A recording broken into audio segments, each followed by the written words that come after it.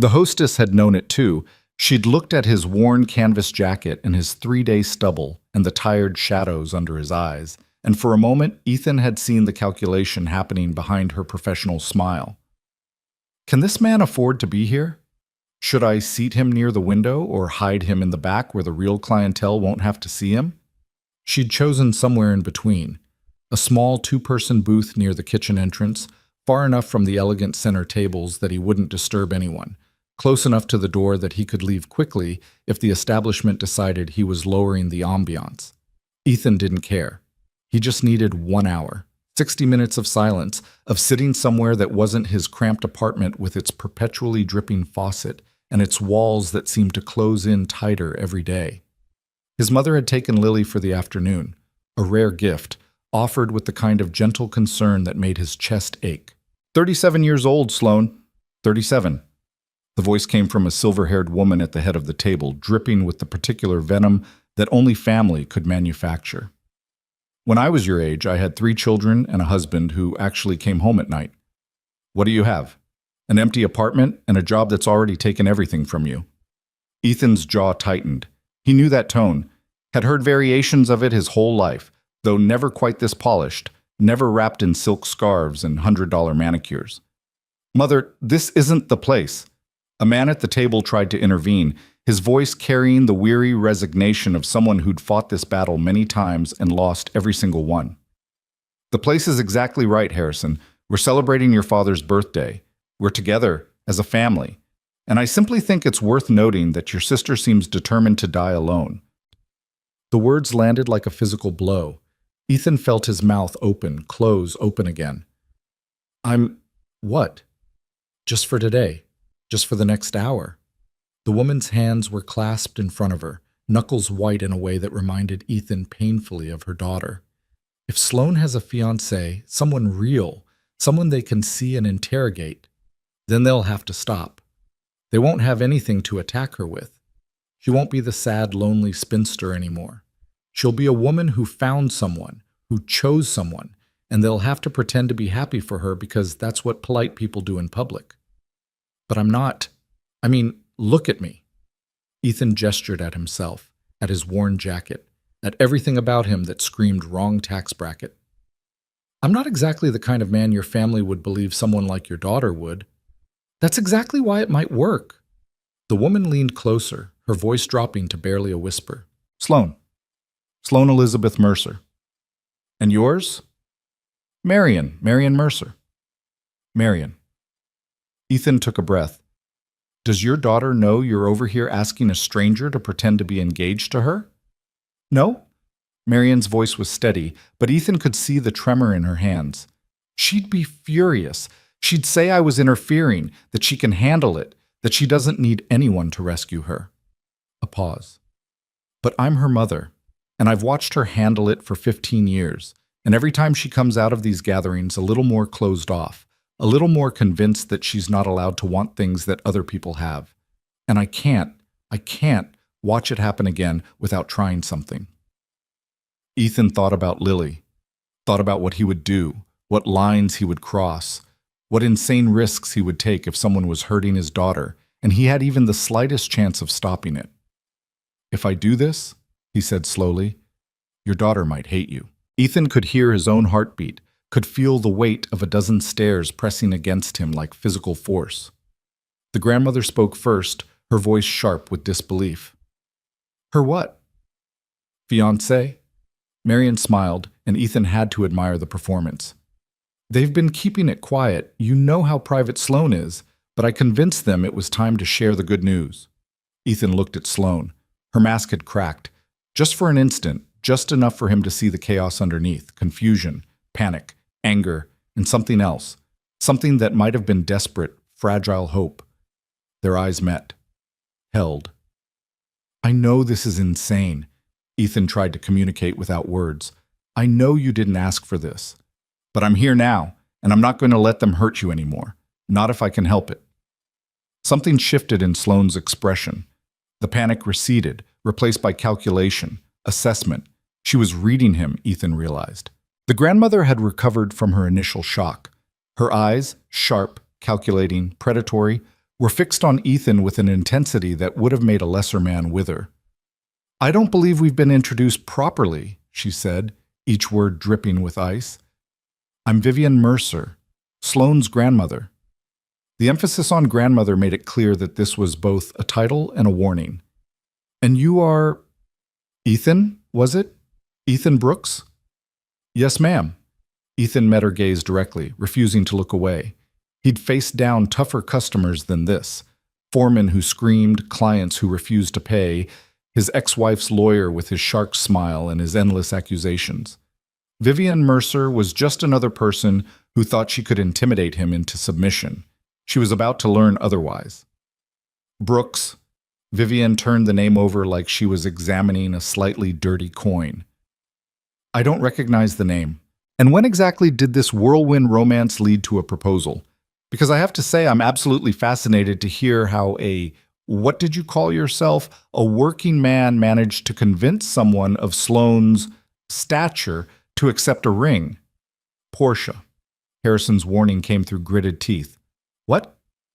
"I'm just asking questions. If this is real, surely they can answer a few simple questions about how they fell in love." Ethan felt Sloane tense beside him. This was the moment, the pivot point where the whole fragile construction either held or collapsed. He had maybe 3 seconds to come up with something convincing, something that would explain why a woman like Sloane would choose someone like him. And then he realized he didn't need to come up with anything. He just needed to tell the truth. Not the whole truth, obviously, not the part about meeting 15 minutes ago, but the emotional truth. The kind of truth that couldn't be faked because it came from somewhere real. The waiter was back, hovering expectantly.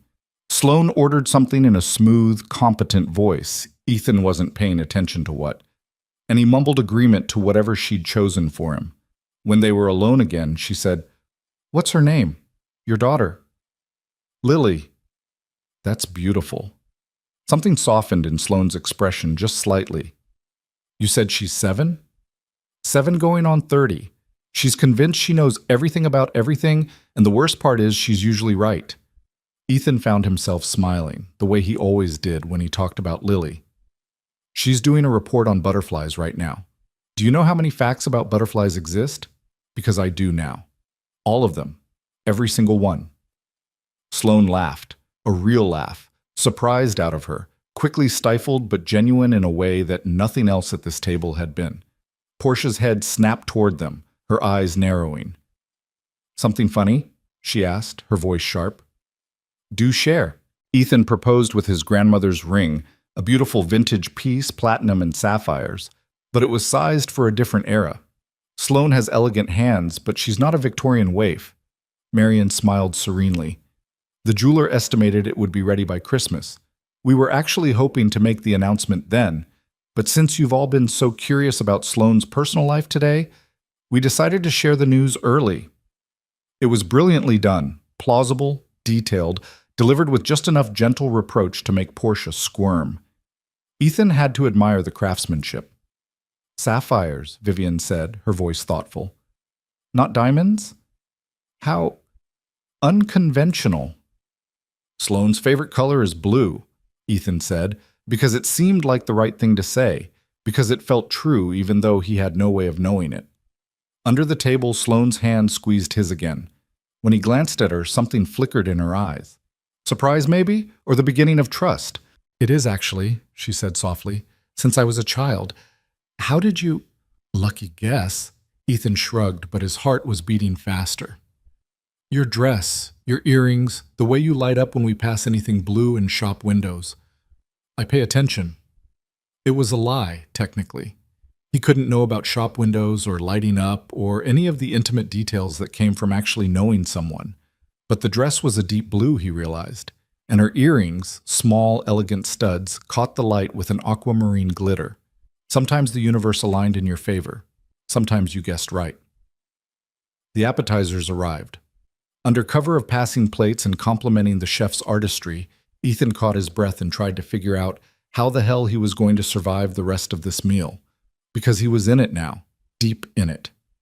And somewhere along the way, the lie had started to feel less like a performance and more like something he might want to be true. That was dangerous. That was very, very dangerous. But as Sloane's hand stayed linked with his, as she gradually relaxed against his side like someone who had been tensed for battle and was finally allowing herself to stand down, Ethan found he didn't care about the danger. He cared about her. This woman he'd known for less than an hour. He cared, and that terrified him more than anything Vivian Mercer could possibly do.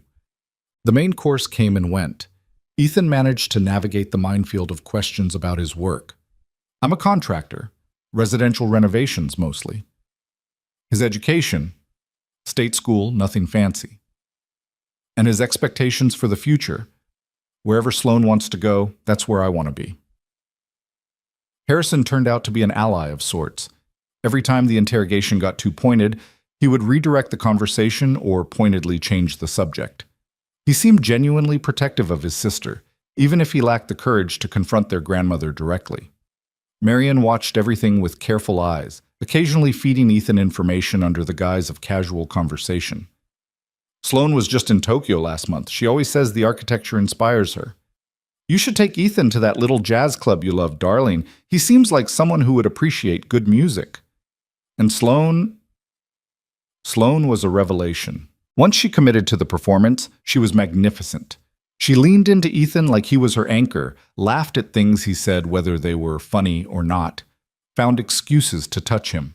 A hand on his arm, a brush of her fingers against his cheek, a moment where she straightened his collar with the easy familiarity of someone who had done it 100 times. But it was more than performance. Ethan could tell the difference, had learned to tell the difference during his marriage, when his ex-wife had become increasingly skilled at pretending everything was fine for the benefit of their friends while their private life crumbled. Sloane was acting, yes, but she was also relaxing. The rigid tension that had defined her posture when Ethan first saw her was melting away, replaced by something softer, more open. She smiled more freely. She spoke with more animation. She argued playfully with her brother about some childhood memory, and for a moment the mask dropped entirely and Ethan saw who she might have been before the weight of expectations crushed her into this polished, impenetrable shell. He wanted to see more of that person. He wanted to see all of her, the parts she showed and the parts she hid, and everything in between. Dangerous, he reminded himself. This is a fantasy. Tomorrow you'll go back to your empty apartment and your overdue bills and your life that has nothing to do with any of this. But tomorrow felt very far away. Ethan, Vivian's voice cut through his thoughts, sharp and demanding. I don't think you've told us about your daughter's mother. Is she in the picture? The table went quiet. Even Portia looked slightly uncomfortable. This was clearly crossing a line that the family hadn't agreed to cross. But Vivian Mercer hadn't become the matriarch of a wealthy family by respecting lines. My ex-wife lives in California, Ethan said evenly. She's remarried. We share custody. She has Lily during summers and alternating holidays. We communicate well enough for Lily's sake, but no, we're not close. The divorce. Was it recent? 3 years ago. And what precipitated it, if you don't mind my asking? I do mind, actually. Ethan's voice was calm, but there was steel underneath it now. With respect, Mrs. Mercer, my marriage ended because it ended. The specific reasons are between me and my ex-wife, and they're not relevant to my relationship with Sloane. Everything is relevant. Vivian's eyes were cold. If you're going to join this family, if you're going to have access to our name and our resources and our legacy, then I think we have a right to know what kind of man you are, what kind of mistakes you've made, whether you're likely to repeat them. Mother, Marion's voice was sharp. That's enough. I'm merely asking questions that any prudent family would ask. Our lawyers will certainly want to know. He's not on trial. Sloane's voice cut through the tension like a blade. She was sitting up straight now, her mask fully back in place, but this time it wasn't defensive. It was furious. Ethan is my fiancé, my choice, not yours. And if you can't treat him with basic human decency, then we'll leave. Darling, I'm simply trying to protect. You're trying to control. Sloane stood, pulling Ethan up with her. You always are. You wrap it in concern and family duty, but what you really want is for everyone to arrange their lives according to your specifications. Well, I'm done. I've spent 37 years trying to meet your standards, trying to be successful enough and accomplished enough and perfect enough to earn 5 minutes of approval, and I'm done. Sloan? No. Sloan's voice was shaking now, but she didn't back down. You want to know why I kept Ethan a secret? Because I knew. I knew that the moment I told you about him, you'd try to tear him apart, find every flaw, every vulnerability, every reason why he wasn't good enough. And you know what? He's not good enough by your standards. He doesn't have the right family or the right bank account or the right degree on his wall. But he sees me. He actually sees me. Not my company, not my portfolio, not my potential as a political asset or a merger opportunity. Just me. And that makes him worth more than every approved, appropriate, suitable man you've ever tried to push in my direction. She was crying, Ethan realized. Not dramatic sobs, just tears streaming silently down her cheeks while her voice stayed strong, stayed steady, stayed absolutely unwavering. And he knew, in that moment, that she wasn't acting anymore. Whatever had started as performance had become something real, something true, something that had been waiting years for the chance to break free. We're leaving, Sloan said. Happy birthday, grandfather. I'll send a gift. She turned and walked toward the exit, her head high, her hand still gripping Ethan's. Behind them, the table erupted into chaos. Voices overlapping, accusations flying, Vivian's cold fury cutting through the noise like a knife. But Ethan didn't look back. He matched Sloane's pace, let her lead him through the maze of elegant tables and shocked diners, out into the December air where the cold hit them both like a splash of water. They made it half a block before Sloane stopped. She was still crying, still shaking. Her composure had cracked completely, and underneath was just a woman, scared and tired and desperately, painfully human. I'm sorry, she said, her voice breaking. I'm so sorry. I don't know why You must think I'm... Ethan didn't think. He just pulled her into his arms. She went rigid for half a second, maybe less. Then she crumpled against him, her face buried in his chest, her hands fisting in the back of his worn jacket, and she cried. He held her. That was all. He held her on a freezing December sidewalk while strangers walked past and the city lights flickered overhead, and he let her fall apart because sometimes that was the only way to put yourself back together. It's okay, he murmured, though he had no right to say it, though nothing about this situation was okay. You're okay. I've got you. I've got you. Words he hadn't said to anyone except Lily in years. Words that felt, somehow, like a promise he intended to keep. They walked. Sloane didn't seem to have a destination in mind, and Ethan didn't push. He just stayed beside her, their shoulders occasionally brushing, the silence between them shifting gradually from charged to comfortable. The crying had stopped, but she hadn't pulled away, hadn't reverted to her polished CEO mask. She walked with her arms wrapped around herself, her breath fogging in the cold air, and she was beautiful in a way that had nothing to do with her perfect makeup or her designer dress. She was beautiful because she was real. You didn't have to do that, she said finally, her voice rough from crying. Back there, defending me, holding my hand, all of it. You're a complete stranger. You had no reason to... I had every reason. Like what? Sympathy? Pity? Like recognizing something. Ethan kept his gaze forward, watching the play of light on the wet pavement. I've been where you were sitting, maybe not the same table, the same family, but the same feeling. Like everyone's waiting for you to fail so they can prove they were right about you all along. Sloane was quiet for a moment, then, who were they?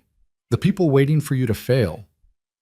My ex-wife's family mostly, they never thought I was good enough for her. Too poor, too unsophisticated, too provincial. When the marriage ended, they acted like they'd predicted it all along, like my failure was inevitable from the start. He shrugged. After a while, you start to believe them, start to think maybe they were right. Maybe you were never meant for anything more than what they saw. But you don't believe that anymore? Ethan considered the question. I believe I'm a good father. I believe I work hard, and I'm honest, and I do anything for the people I love. Whether that's enough by someone else's standards, he shrugged again. I've stopped worrying about other people's standards. Life's too short. Sloane stopped walking. They were in front of a small park, bare trees and empty benches, a frozen fountain catching the streetlight. How do you do that? She asked. Just stop caring? I never said I stopped caring. I said I stopped worrying. Ethan turned to face her. The caring doesn't go away. You just learn to redirect it. Focus on the things that actually matter instead of the things other people tell you should matter. And what actually matters? To you? Lily. Making sure she knows she's loved every single day, no matter what. Being present for her, being someone she can count on. He paused. Beyond that, I'm still figuring it out. But I know it's not about money or status or impressing people who wouldn't give me the time of day in a normal situation. Like my family. No offense, but yeah, like your family. Ethan allowed himself a small smile. They're terrifying, by the way. Your grandmother especially. I faced down a lot of intimidating people in my life, but she's in a class of her own. Sloane laughed. A broken, watery sound, but real. She's been like that my whole life. Always watching, always judging, always finding ways to let you know you're not quite measuring up. I used to think if I just achieved enough, got good enough grades, earned enough money, built a big enough company, she'd finally approve. Finally see me as worthy. And there's no enough. There's never enough. Sloane's voice was tired. The company hit $1 billion valuation last year. I was on the cover of Fortune magazine. And you know what she said? That's nice, dear. When are you going to settle down and give us great-grandchildren? Ethan winced. Brutal. That's the Mercer family. Success is expected, celebrated for maybe 5 minutes, and then immediately dismissed in favor of the next expectation you haven't met yet. Sloane hugged herself tighter. I'm so tired. I've been tired for so long, and I don't know how to stop, because if I stop, then I have to face the fact that none of it, the company, the money, the magazine covers, none of it makes me happy. What would make you happy? The question hung in the air between them. Sloane looked at him with an expression he couldn't quite read, surprise, maybe, or something softer. I don't know, she admitted. I've been so focused on what I was supposed to want that I never asked myself what I actually want. Maybe that's where you start. Ethan's voice was gentle. Forget your family's expectations for a minute. Forget the company and the reputation and everything you think you should be doing. Just, what do you want? Right now? This moment? Sloane was quiet for a long time. Then she said, I want to sit down somewhere warm and have a cup of tea with someone who sees me. Really sees me. Not my name or my money or my potential. Just me. Ethan smiled. That's funny. What? That's exactly what I wanted when I walked into that restaurant today. One quiet cup of tea, just to feel human for an hour. Their eyes met.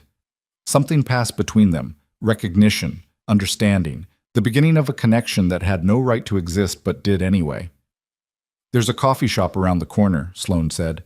Nothing fancy, just coffee and tea and bad pastries and tables small enough that you can't hide from the person sitting across from you. Sounds perfect. They walked together, shoulders almost touching, two strangers who had somehow become something more without either of them quite understanding how. The coffee shop was warm and dim and smelled like roasting beans.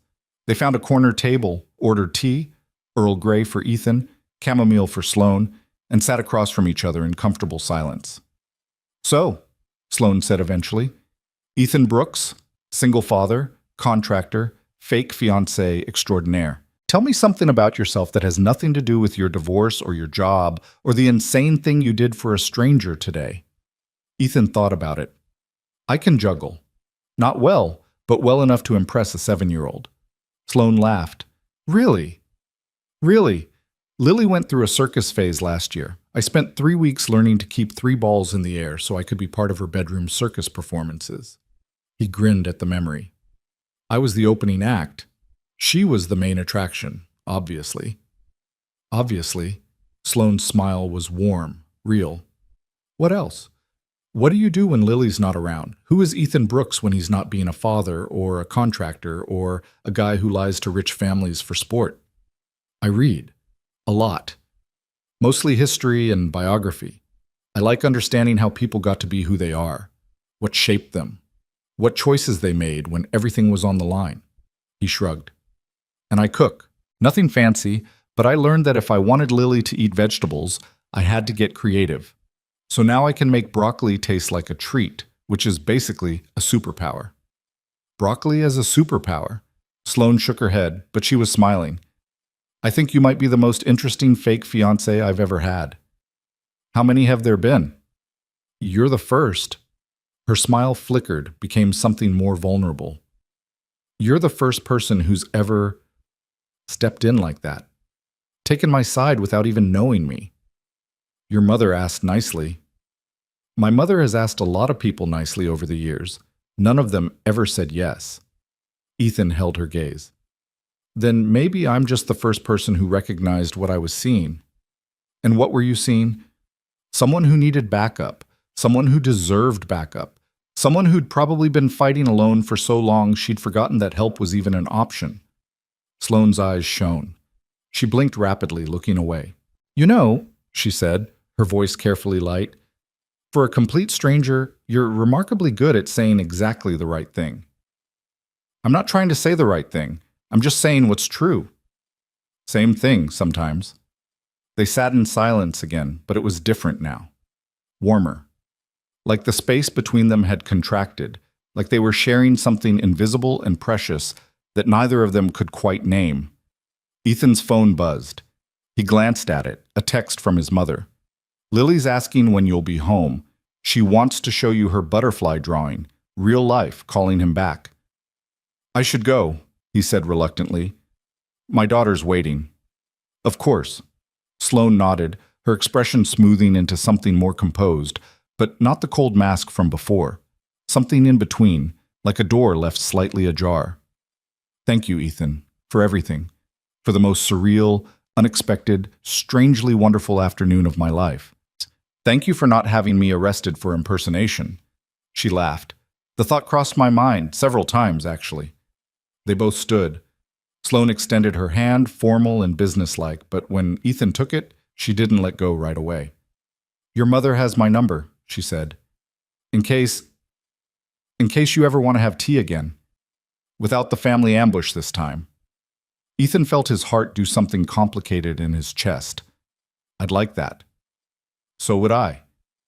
They stood there for a moment longer than necessary, hands still clasped, something unspoken passing between them. Then Ethan let go, nodded once, and walked out into the December evening. The cold hit him like a wake-up call. He stood on the sidewalk, breath fogging, and tried to process everything that had just happened. He'd walked into a restaurant for a quiet cup of tea. He'd left engaged to a billionaire. And somewhere along the way, he'd started to feel something he'd convinced himself he'd never feel again. The terrifying, exhilarating, utterly irrational hope that maybe, just maybe, his story wasn't over yet. Behind him, through the coffee shop window, Sloane sat alone at their table. She wasn't crying anymore. She was smiling. Ethan's apartment was warm and loud and perfect.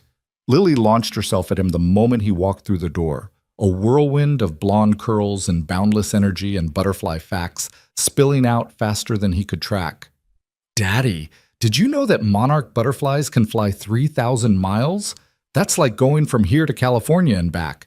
And they remember where they're going even though they've never been there before, because it's like in their blood or something, like a map in their body. That's amazing, sweetheart. Ethan scooped her up, holding her close, breathing in the familiar scent of crayon wax and strawberry shampoo. Show me your drawing.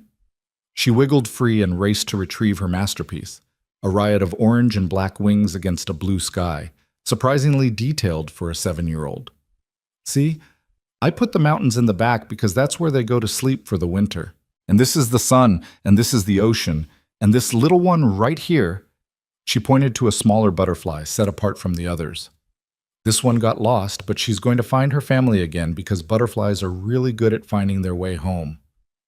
Ethan looked at the drawing, looked at his daughter's earnest, hopeful face. Butterflies are really good at finding their way home. It's beautiful, Lily. The best butterfly drawing I've ever seen, she beamed. Can we hang it on the fridge, next to the other ones? Absolutely. His mother emerged from the kitchen, drying her hands on a towel, reading something in his expression that made her pause. Good tea? She asked carefully. Strange tea. Ethan set Lily down, watching her skip off to find magnets for her drawing. Really, really strange tea. Strange good or strange bad? He thought about Sloane's face when she finally stopped pretending. The way her hand had felt in his, cold and trembling and fiercely strong, the words that had come out of his mouth without planning, without rehearsal, like he'd been waiting years to say them to someone who could hear. I don't know yet, he admitted, but I think maybe strange good, maybe really good. His mother studied him for a long moment. Then she smiled. The same smile she'd given him when he'd brought home his first A on a test, when he'd announced his engagement to his ex-wife, when he'd held newborn Lily in his arms and cried because he couldn't believe something so perfect could exist. Then I'm glad you went, she said. Whatever happens next, I'm glad you went. Whatever happens next. Ethan looked around his apartment, the water stain on the ceiling, the secondhand furniture, the overdue bills stacked neatly on the counter. This was his life. Small and struggling and nothing like the world Sloane Mercer inhabited. But somewhere across the city, a woman was sitting alone in a coffee shop, smiling for the first time in longer than she could remember. And somehow, impossibly, that had something to do with him. Ethan didn't know what came next, didn't know if the connection he'd felt was real or just the strange chemistry of an impossible situation. Didn't know if Sloane would call or if he'd ever see her again, or if this afternoon would become just a bizarre story he'd tell someday. But for the first time in 3 years, he felt something that had been absent for so long he'd forgotten it existed. Hope. Not the desperate hope of someone clinging to something already lost, something different, something quieter. The hope of someone who had stopped expecting good things and been surprised by them anyway. Daddy? Lily appeared at his side, magnets clutched in her small hands. You look happy. I am happy, sweetheart. Is it because of the tea? Ethan laughed, a real laugh, from somewhere deep in his chest. Yeah, Lily, I think maybe it is. They hung the butterfly drawing together, Lily chattering about migration patterns and wingspans while Ethan held her steady. Outside, the December darkness had settled in completely, and somewhere in the city, a woman named Sloane was probably going home to an empty apartment, replaying the afternoon in her mind just like he was. Two strangers who had become something else. Two lonely people who had found for one brief moment what it felt like to not be alone. The rest, whatever came next, whatever this connection might become, would have to wait for another day. But the door was open now, and sometimes that was enough. The text came 3 days later. Ethan was standing in Mrs. Patterson's kitchen, measuring cabinet doors for replacement hinges when his phone buzzed in his pocket. He almost ignored it. Clients sometimes texted with last-minute changes, and he'd learned that checking messages mid-measurement led to crooked installations and callbacks he couldn't afford. But something made him pull out the phone anyway. Unknown number. The message was simple. This is Sloane, my mother gave me your number. I hope that's okay. Ethan stared at the screen for so long that Mrs. Patterson asked if everything was all right. Fine, he managed. Just unexpected news. He finished the measurements on autopilot, his mind somewhere else entirely. By the time he got back to his truck, he'd read the message 14 times and still hadn't figured out how to respond. This is Sloane, as if he could have forgotten. As if the memory of her hand in his, her tears against his chest, her laugh in that small coffee shop hadn't been playing on repeat in his mind for 72 hours straight.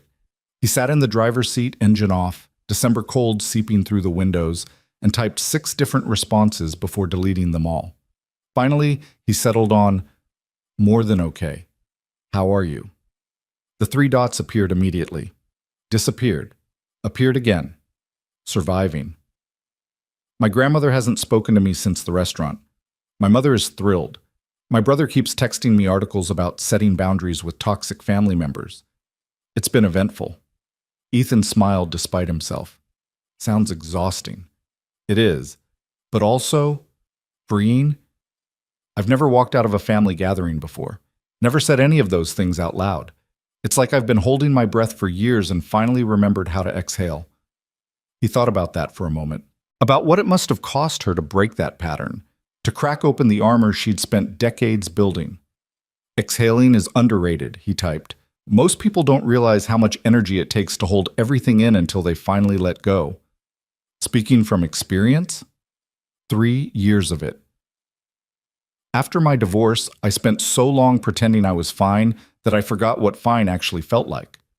It wasn't until Lily called me out that I realized the mask had become permanent. Your daughter sounds wise. She's 7. Wisdom comes naturally when you haven't learned yet that you're supposed to hide things. The dots appeared again. This time the pause was longer. Ethan, I want to apologize for that day at the restaurant. You were dragged into something that had nothing to do with you, forced to lie to a table full of strangers, subjected to my grandmother's interrogation. It wasn't fair. None of it was fair. You don't need to apologize. I do. My mother had no right to recruit you, and I had no right to play along. You were just trying to have a quiet cup of tea, and instead you ended up in the middle of a decades-old family war. Ethan considered his response carefully. Can I tell you something? Of course. That cup of tea was supposed to be my escape. 1 hour of pretending I was someone whose biggest problem was choosing between scones and biscotti. But you know what? I'm glad your mother interrupted. I'm glad I said yes. Because sitting alone in that restaurant, I was just hiding from my life. Walking into yours, I actually felt like I was living. The pause this time stretched so long that Ethan wondered if he'd said too much, crossed some invisible line. Then, would you want to live a little more? There's a Christmas market in the park near my apartment. Hot chocolate, terrible crafts, possibly the worst carolers in the city. I thought maybe, if you're free. Ethan's heart did something complicated. When? Saturday? I know it's short notice, and you probably have plans with Lily, and honestly, I don't even know why I'm asking except that I can't stop thinking about. The message cut off. Started again. Never mind. This is ridiculous. We barely know each other. I shouldn't have. Saturday works, Ethan typed quickly. What time? Another pause, then. Really? Really? I promised Lily I'd take her to see Santa in the morning, but I'm free by 2. Text me the address? I will. And Ethan? Yeah? Thank you for saying yes. Again. He sat in his truck for a long time after that, the phone warm in his hand, the cold December air fogging his breath against the windshield. This was crazy. He barely knew her. They'd spent maybe 3 hours together, most of it pretending to be something they weren't, but those 3 hours had felt more real than most of the past 3 years. His phone buzzed again. This time it was his mother, picking Lily up from school. She says she needs purple glitter for a project. Do we have purple glitter? Ethan laughed out loud, the kind of laugh that surprised him, that came from somewhere he'd forgotten existed. Check the craft drawer, he texted back. 3rd one down in the hall closet, behind the pipe cleaners. Normal life, purple glitter and cabinet hinges and school pickups. The mundane machinery of existence that kept everything running. And now, threaded through it, something else. Something unexpected. A woman named Sloane who was learning how to exhale. A Saturday afternoon at a Christmas market. The terrifying, exhilarating possibility that his story wasn't finished after all. The Christmas market was everything Sloane had promised. Chaotic and charming and absolutely freezing. Ethan found her waiting by the entrance, wrapped in a navy coat that probably cost more than his monthly rent. Her cheeks pink from the cold, her breath making small clouds in the December air. She looked different than she had at the restaurant. Softer somehow. Less armored. When she saw him approaching, her face did something complicated. Relief and nervousness, and something else flickering beneath the surface. You came, she said, as if she'd half expected him not to. I said I would. I know, She shook her head, a small laugh escaping. I've been standing here for 20 minutes convincing myself you'd changed your mind, that you'd realized this whole thing was insane and decided to preserve your sanity. My sanity was questionable long before I met you. Ethan offered a smile, trying to ease the tension radiating off her. Besides, you promised terrible carolers. How could I resist? That earned him a real laugh. Warmer, more open. Oh, they're truly awful. Last year they did a version of Silent Night that made small children cry. It was magnificent. They walked into the market together, close but not touching. navigating between stalls selling handmade candles and questionable pottery and scarves knitted by someone's well-meaning grandmother. The crowd pressed around them, families with strollers, couples holding hands, teenagers in packs, and somehow the anonymity of it made everything easier. "So," Sloane said, pausing to examine a display of wooden ornaments, "how was Santa?" "Traumatic." Lily decided at the last minute that she needed to tell him about every butterfly fact she'd learned this year. The line behind us got restless. "How many facts are we talking?" 47. She's been counting.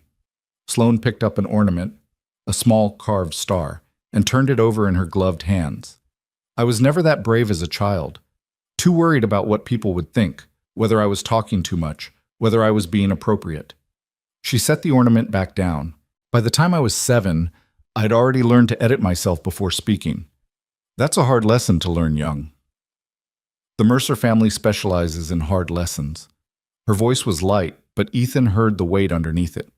"Grandmother used to time our conversations at dinner. If any of us spoke for more than 30 seconds without being asked a direct question, she'd tap her fork against her glass. It was her way of teaching us to be concise and relevant." "That's not teaching, that's conditioning." Sloane looked at him sharply, then away. "I've never thought of it that way." "I know, that's the problem with conditioning. After a while you stop questioning it. It just becomes who you are." Ethan steered them toward a hot chocolate stand, the scent of cocoa and cinnamon cutting through the cold air. "2, please. Extra whipped cream." "You don't know if I want extra whipped cream." "Do you?" A pause, then quietly, "Yes." He paid before she could protest, pressing the warm cup into her hands. She wrapped both palms around it, staring down at the swirl of cream like it held secrets she was trying to decode. "Can I ask you something?" she said. "Anything." "Why did you really say yes?" "That day at the restaurant, when my mother asked you to pretend. You could have said no. You should have said no. But you didn't, and I've been trying to understand why, ever since." Ethan thought about the question, about all the easy answers he could give. He'd felt sorry for her. He'd wanted to help. He'd been bored and looking for excitement. All of them were partly true. None of them were the whole truth. "Because I recognized you, Tetsam," he said finally. "Not you specifically. We'd never met. But the person sitting at that table, holding herself together while everyone around her tried to take her apart. I knew her. I'd been her. And I couldn't walk away and pretend I hadn't seen what I was seeing." Sloane was quiet for a long moment. When she spoke, her voice was thick. "Most people do. Walk away, I mean. It's easier." "I'm not most people." "No."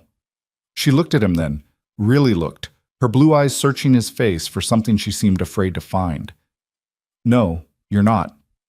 They walked in silence after that, sipping their hot chocolate, letting the market's cheerful chaos wash over them. A group of children ran past, shrieking about something they'd seen. An elderly couple argued affectionately about which stall had better jam. Somewhere in the distance, the terrible carolers launched into what might have been jingle bells, but sounded more like cats being stepped on. "Tell me about Lily," Sloane said eventually. "Not the butterfly facts, though those sound impressive.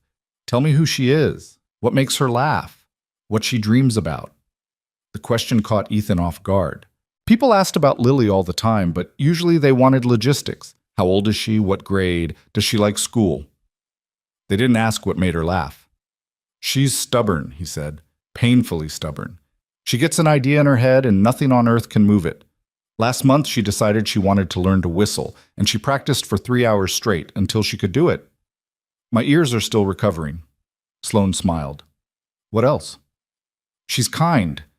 Genuinely kind, not performed kind. She notices when people are sad and tries to fix it. Last week her friend at school was crying because her goldfish died, and Lily spent the whole afternoon making a goldfish memorial book with drawings and facts about goldfish heaven." "Goldfish heaven?" "Apparently it has underwater castles and unlimited fish food.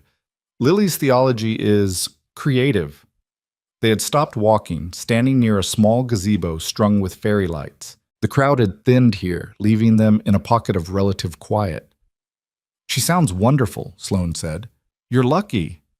"I know, she's the best thing I've ever done. The only thing, really, that I'm completely sure I got right." Ethan felt the familiar ache that came whenever he talked about Lily, the fierce protective love that sometimes felt too big for his chest. Everything else, my marriage, my career, my choices, I second guess all of it. But her? Never. Not once. That must be nice. Having something you don't second guess. You don't have that? With your company? Sloane laughed, but it was hollow. My company is the thing I second guess most. Every decision, every deal, every hire. I lie awake at 3 in the morning wondering if I'm running it into the ground. If the next quarter will be the one where everything falls apart. If everyone who told me I couldn't do it will finally be proven right. But you've succeeded. You built a billion-dollar company from nothing. From not nothing. From my family's connections and my family's name and my family's expectations breathing down my neck every second. She took a long drink of her hot chocolate. I used to think that if I could just achieve enough, I'd finally feel like I deserved it, like I'd earned my place. But the more I achieve, the more convinced I become that I'm a fraud who got lucky, and any day now, everyone will figure it out. Ethan understood that feeling more than he wanted to admit. The thing about proving yourself to people who don't want you to succeed is that you can't win. Whatever you achieve, they'll find a way to diminish it. The goalposts move, the standards change, and you're left running forever toward a finish line that doesn't exist. So what do? Just stop running? You run toward something else, something that actually matters to you, instead of something that only matters because someone told you it should. Sloane was quiet. The fairy lights caught in her eyes, making them glitter. I don't know what matters to me, she admitted, outside of the company, outside of the expectations. I've spent so long being what everyone else needed that I'm not sure there's anything left underneath. There is. Ethan said it with certainty he felt in his bones. I saw it that day at the coffee shop, when you stopped performing and just talked. There's someone real under all those layers, someone who laughs at bad jokes and cries when she's overwhelmed and wants things she's too afraid to admit she wants. You saw that in 3 hours? I saw glimpses. Enough to know there's more. Sloane looked away, blinking rapidly. You're very easy to talk to. Did you know that? I've been told I'm a good listener. Side effect of being the kind of person no one notices. You learn to observe. I noticed you. The words came out soft, almost surprised. That day at the restaurant, before my mother approached you. I saw you sitting alone with your cold tea, looking like you were carrying the weight of something heavy. I remember thinking that we might be the only 2 people in that entire building who knew what it felt like to be exhausted. Their eyes met. The Christmas market continued around them, children laughing, vendors calling, the tortured carolers attempting the 12 days of Christmas. But for a moment, none of it existed. Just 2 exhausted people standing in a pool of fairy light, seeing each other. We should keep walking, Sloane said finally, but she didn't move. We should. Ethan didn't move either. The moment stretched. Something was building between them, a tension that had nothing to do with the lie they'd told her family and everything to do with the truth they were discovering in its aftermath. Then Sloane's phone rang, shattering the spell.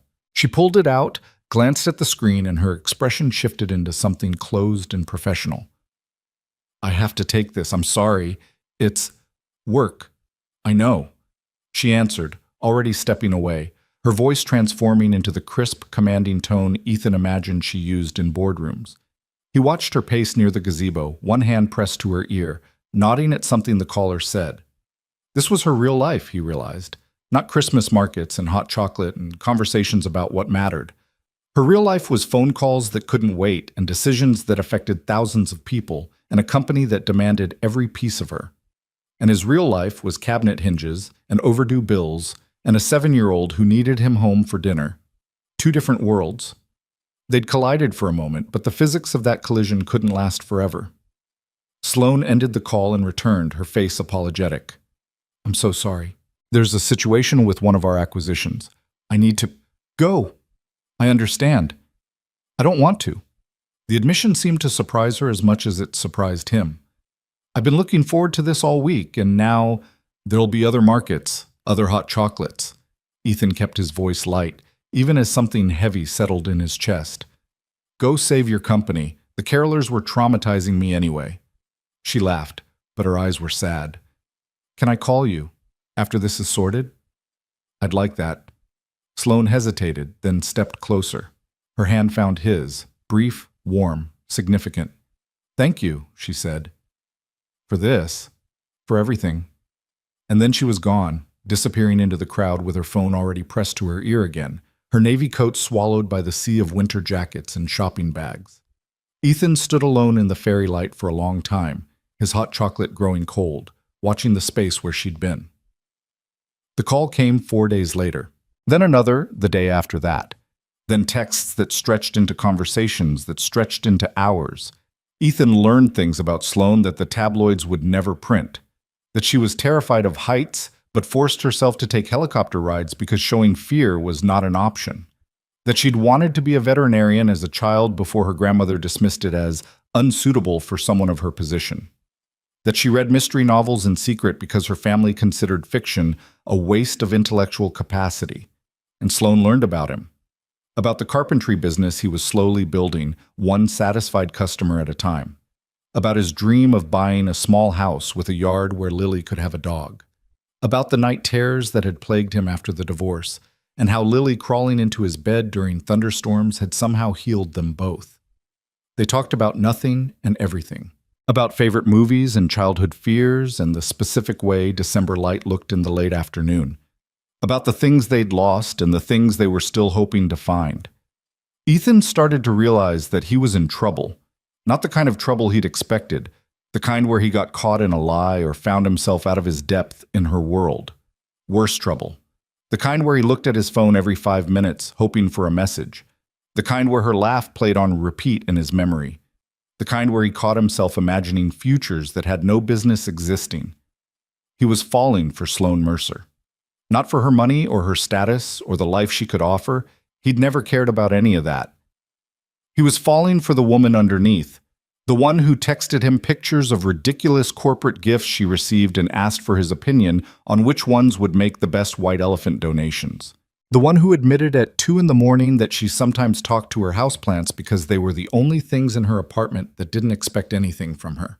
The one who asked about Lily's butterfly project with genuine interest and remembered details from previous conversations. That woman was extraordinary and completely, utterly out of his league. But somehow, impossibly, she kept calling. 2 weeks before Christmas, Sloane asked if she could meet Lily. They were on the phone, Ethan's preferred medium for their longer conversations since he could talk while doing dishes or folding laundry or any of the 100 small tasks that filled his evenings. You don't have to, she added quickly. I know that's a big ask. She's your daughter, and we've only known each other a few weeks, and the last thing I want is to complicate— Yes. Yes? Yes, you can meet her. I'd like that. Ethan set down the dish he'd been drying. She's been asking about you, actually. She has? I made the mistake of mentioning your name when I was on the phone with my mother. Lily has been requesting the lady who makes Daddy smile ever since. Silence on the other end. Then softly, do I make you smile? More than I have in a long time. Another pause. When Sloane spoke again, her voice was careful. Ethan, I need to tell you something about who I am, about the company. I haven't been entirely honest about— I know. You know? Sloane Mercer, CEO of Mercer Dynamics, recently named one of Forbes' most powerful women under 40, closed a $300 million acquisition last year that analysts said couldn't be done. Ethan kept his voice even.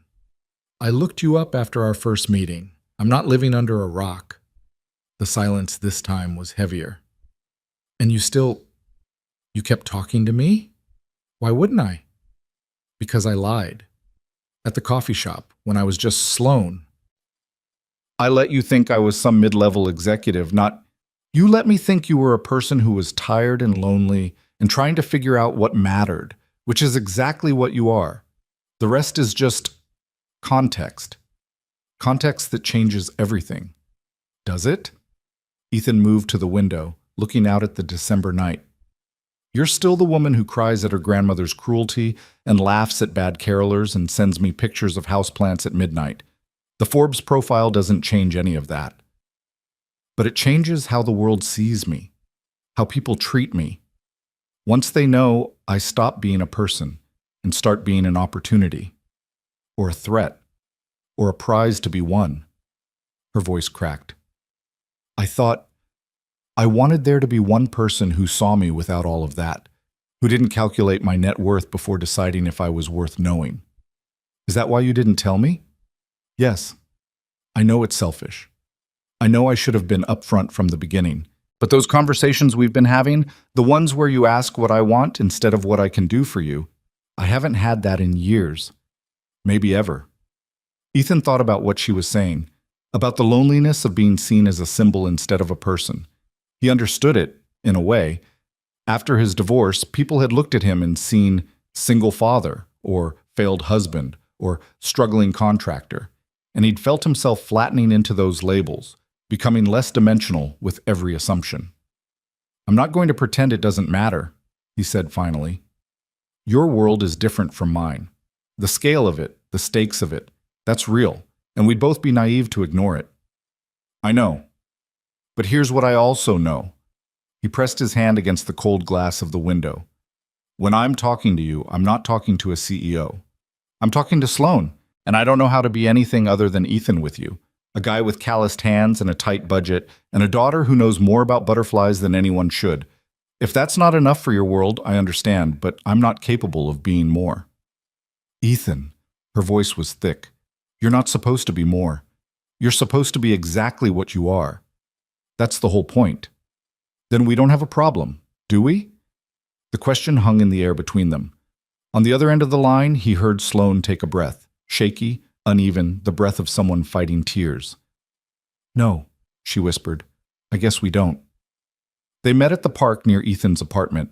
Neutral territory, Sloan called it, though Ethan suspected she was more nervous about making a good impression on a 7-year-old than she'd ever been about any boardroom presentation. She arrived early. He spotted her from the apartment window, pacing near the playground, her navy coat a familiar beacon against the gray December landscape. She'd dressed down, he noticed. Jeans and boots and a simple sweater visible beneath the open coat. An effort to be approachable, to seem normal. It made his heart ache in ways he hadn't expected. Is that her? Lily pressed against the window beside him, her breath fogging the glass. The lady who makes you smile? That's her. She looks nervous. She is nervous. She wants you to like her. Lily considered this with the grave seriousness only a 7-year-old could muster. I'll probably like her. I like most people. Except Brandon at school. He's mean to bugs. That seems like a reasonable exception. They bundled up and headed down, Lily practically vibrating with excitement, Ethan practicing steady breaths that weren't as calming as he hoped. This was a milestone he hadn't expected to reach so soon.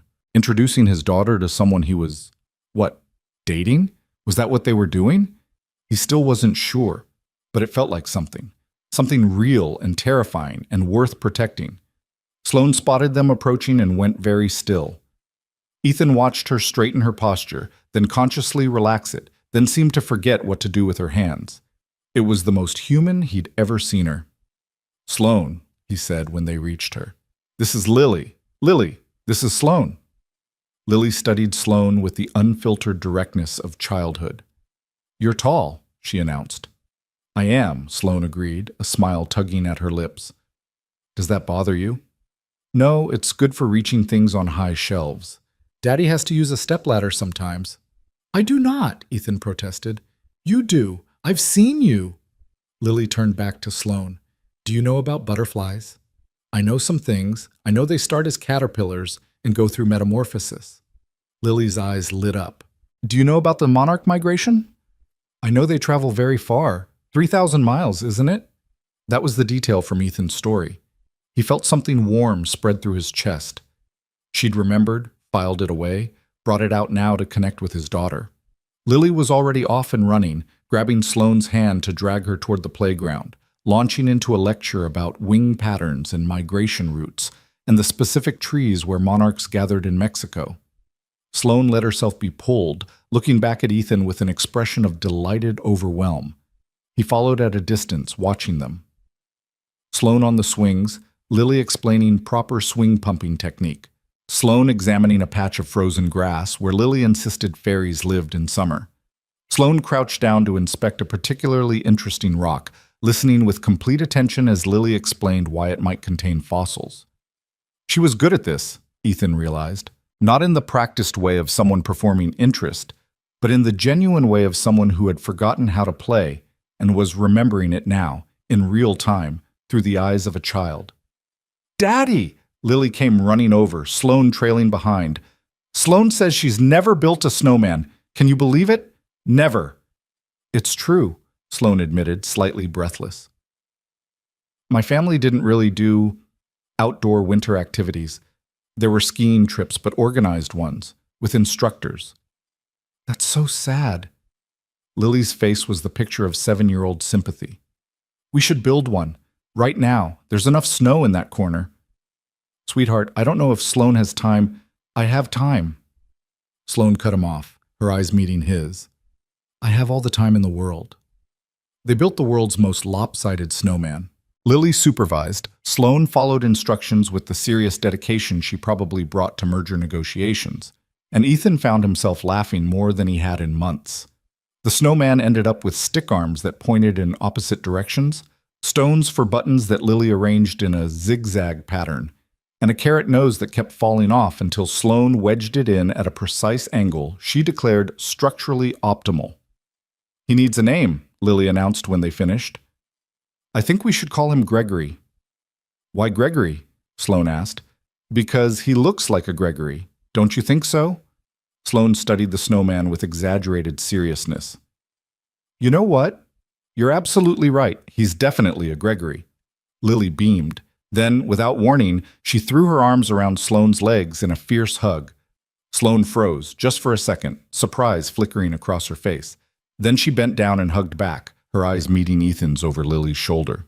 There were tears in those eyes, and something else, something that looked a lot like belonging.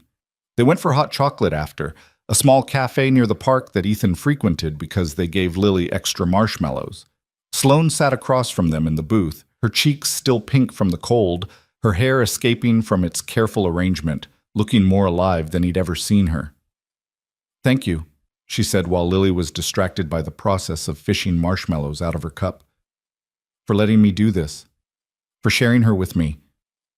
Thank you for showing up. For building a snowman named Gregory." "Gregory is a masterpiece. I'm very proud of him." Sloane's smile softened. "She's wonderful, Ethan. You've done something incredible with her." "She's done something incredible with herself. I'm just trying to keep up." Lily looked up from her marshmallow excavation. "Sloane, will you come to my school pageant? I'm a snowflake. I have a costume and everything." Sweetheart," Ethan started. "I'd love to." Sloane didn't hesitate. "When is it?" "December 20th. It's a Friday. We have to wear white and be very graceful." Lily demonstrated by waving her arms in what she apparently believed was graceful snowflake fashion. "Daddy's coming, and Grandma, and now you." Ethan watched Sloane's face as she processed the invitation. The pageant was in 5 days. It was a commitment, a public one, in the small world of his daughter's elementary school, where everyone would see her, would wonder who she was, would draw conclusions about what her presence meant.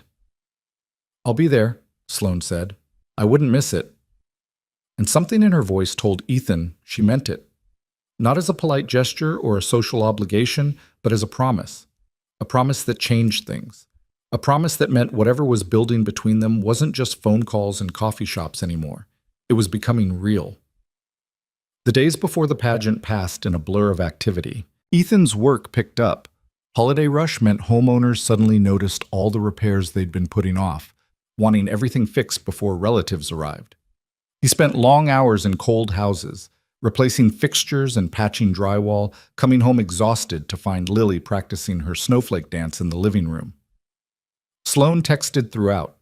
Photos from her office view, complaints about tedious meetings, questions about what one wore to an elementary school pageant. Her messages were bright spots in his long days, small windows into a life so different from his own, yet somehow parallel. But there were also silences.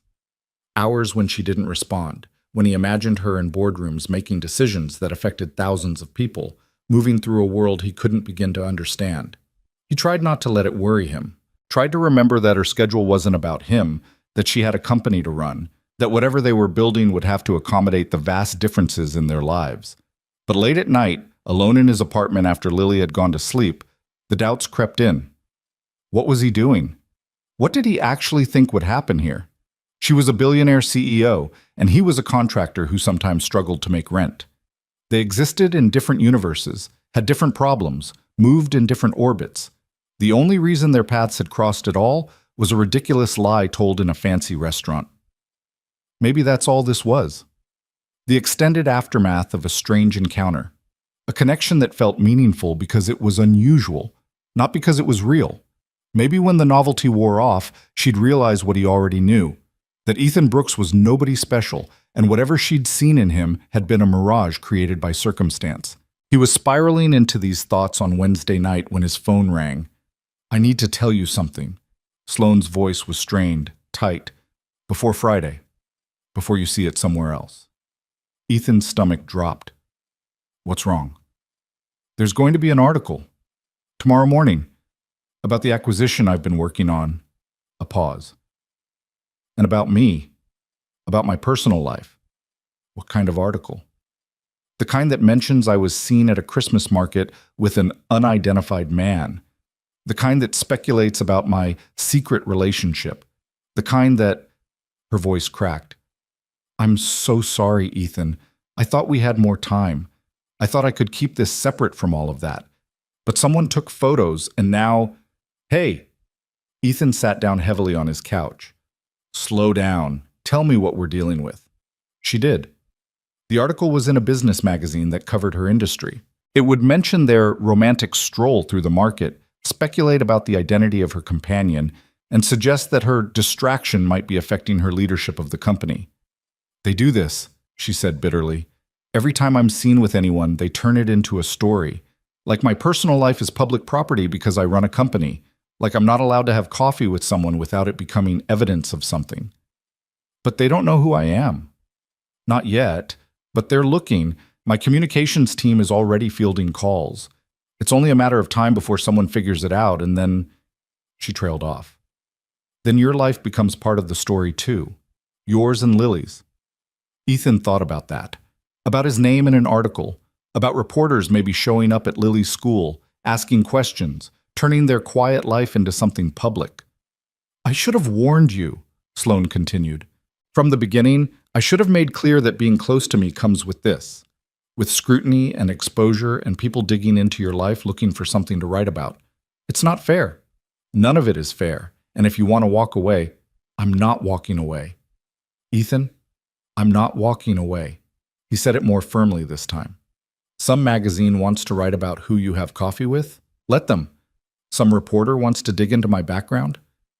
Good luck. I'm boring. I fix people's cabinets and I pay my taxes and I take my daughter to school. That's the story.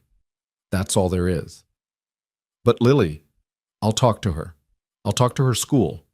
We'll handle it." He took a breath. "Sloane, I knew who you were. Maybe not the full scope of it, but I knew enough to understand that your life has complications mine doesn't. I'm not running from that." "Why?" The word came out raw. "Why would you stay when leaving is so much simpler?" Ethan thought about the question. Really thought about it. "Because simple isn't always better," he said finally. "My divorce was simple. She left. I stayed. End of story. The years after were simple. Just me and Lily, small and safe and contained. I told myself I was being careful, protecting us from getting hurt again. But really, I was just hiding." He paused, finding the words. "You asked me once what I wanted, what actually mattered to me. I didn't know how to answer then, but I'm starting to know now." "What do you want?" "Someone who sees me. Someone who asks about my daughter's butterflies and remembers the answer. Someone who builds crooked snowmen and means it when she says she'll come to a school pageant." His voice was quiet but steady. "I want you, Sloane. The complications and the scrutiny and whatever else comes with it. I want you." He heard her breathing on the other end of the line, shaky, uneven. "I'm scared," she whispered. I've never done this before. Never let someone this close while knowing they could see everything, the pressure and the ugliness and the way this life eats people alive. Then we'll be scared together. That's allowed, you know. Being scared doesn't mean you're doing it wrong. A long silence. When she spoke again, her voice was stronger. Friday. The pageant. I'll be there. I know you will. And the article. Whatever happens after it comes out, we'll figure it out. Together. Together. The word settled between them like a promise, and for the first time in a long time, Ethan believed it. The article dropped Thursday morning. Ethan's phone buzzed with a notification from an alert he'd set up. He read it over breakfast, Lily chattering beside him about her snowflake costume, his coffee growing cold in his hands. The piece was exactly what Sloane had described. Speculation about her mystery man, questions about whether she was losing focus, quotes from anonymous sources expressing concern about her leadership. The photos were grainy, taken from a distance, but recognizable enough if someone knew what to look for. Two strangers at a Christmas market, drinking hot chocolate, looking at each other like the rest of the world didn't exist. He forwarded the article to Sloane without comment. Her response came seconds later. I'm sorry. Don't be, he wrote back. We look happy. A pause. Then, we do, don't we? He smiled at his phone. See you tomorrow. Break a leg with whatever CEO stuff you have to do today. Thank you. Thank you for being you. Lily looked up from her cereal. You're smiling at your phone again. I am. Is it the lady? Her name is Sloane, and yes. Good. Lily returned to her cereal with the satisfaction of someone whose predictions had been confirmed. I like her. Gregory likes her too. Gregory's a snowman, sweetheart. So, snowmen can have opinions. Ethan laughed. And for the rest of the day, despite everything, the laughter didn't fade. The pageant was held in the elementary school gymnasium, folding chairs arranged in neat rows facing a makeshift stage, the walls decorated with paper snowflakes and tinsel that had clearly been hung by enthusiastic kindergartners.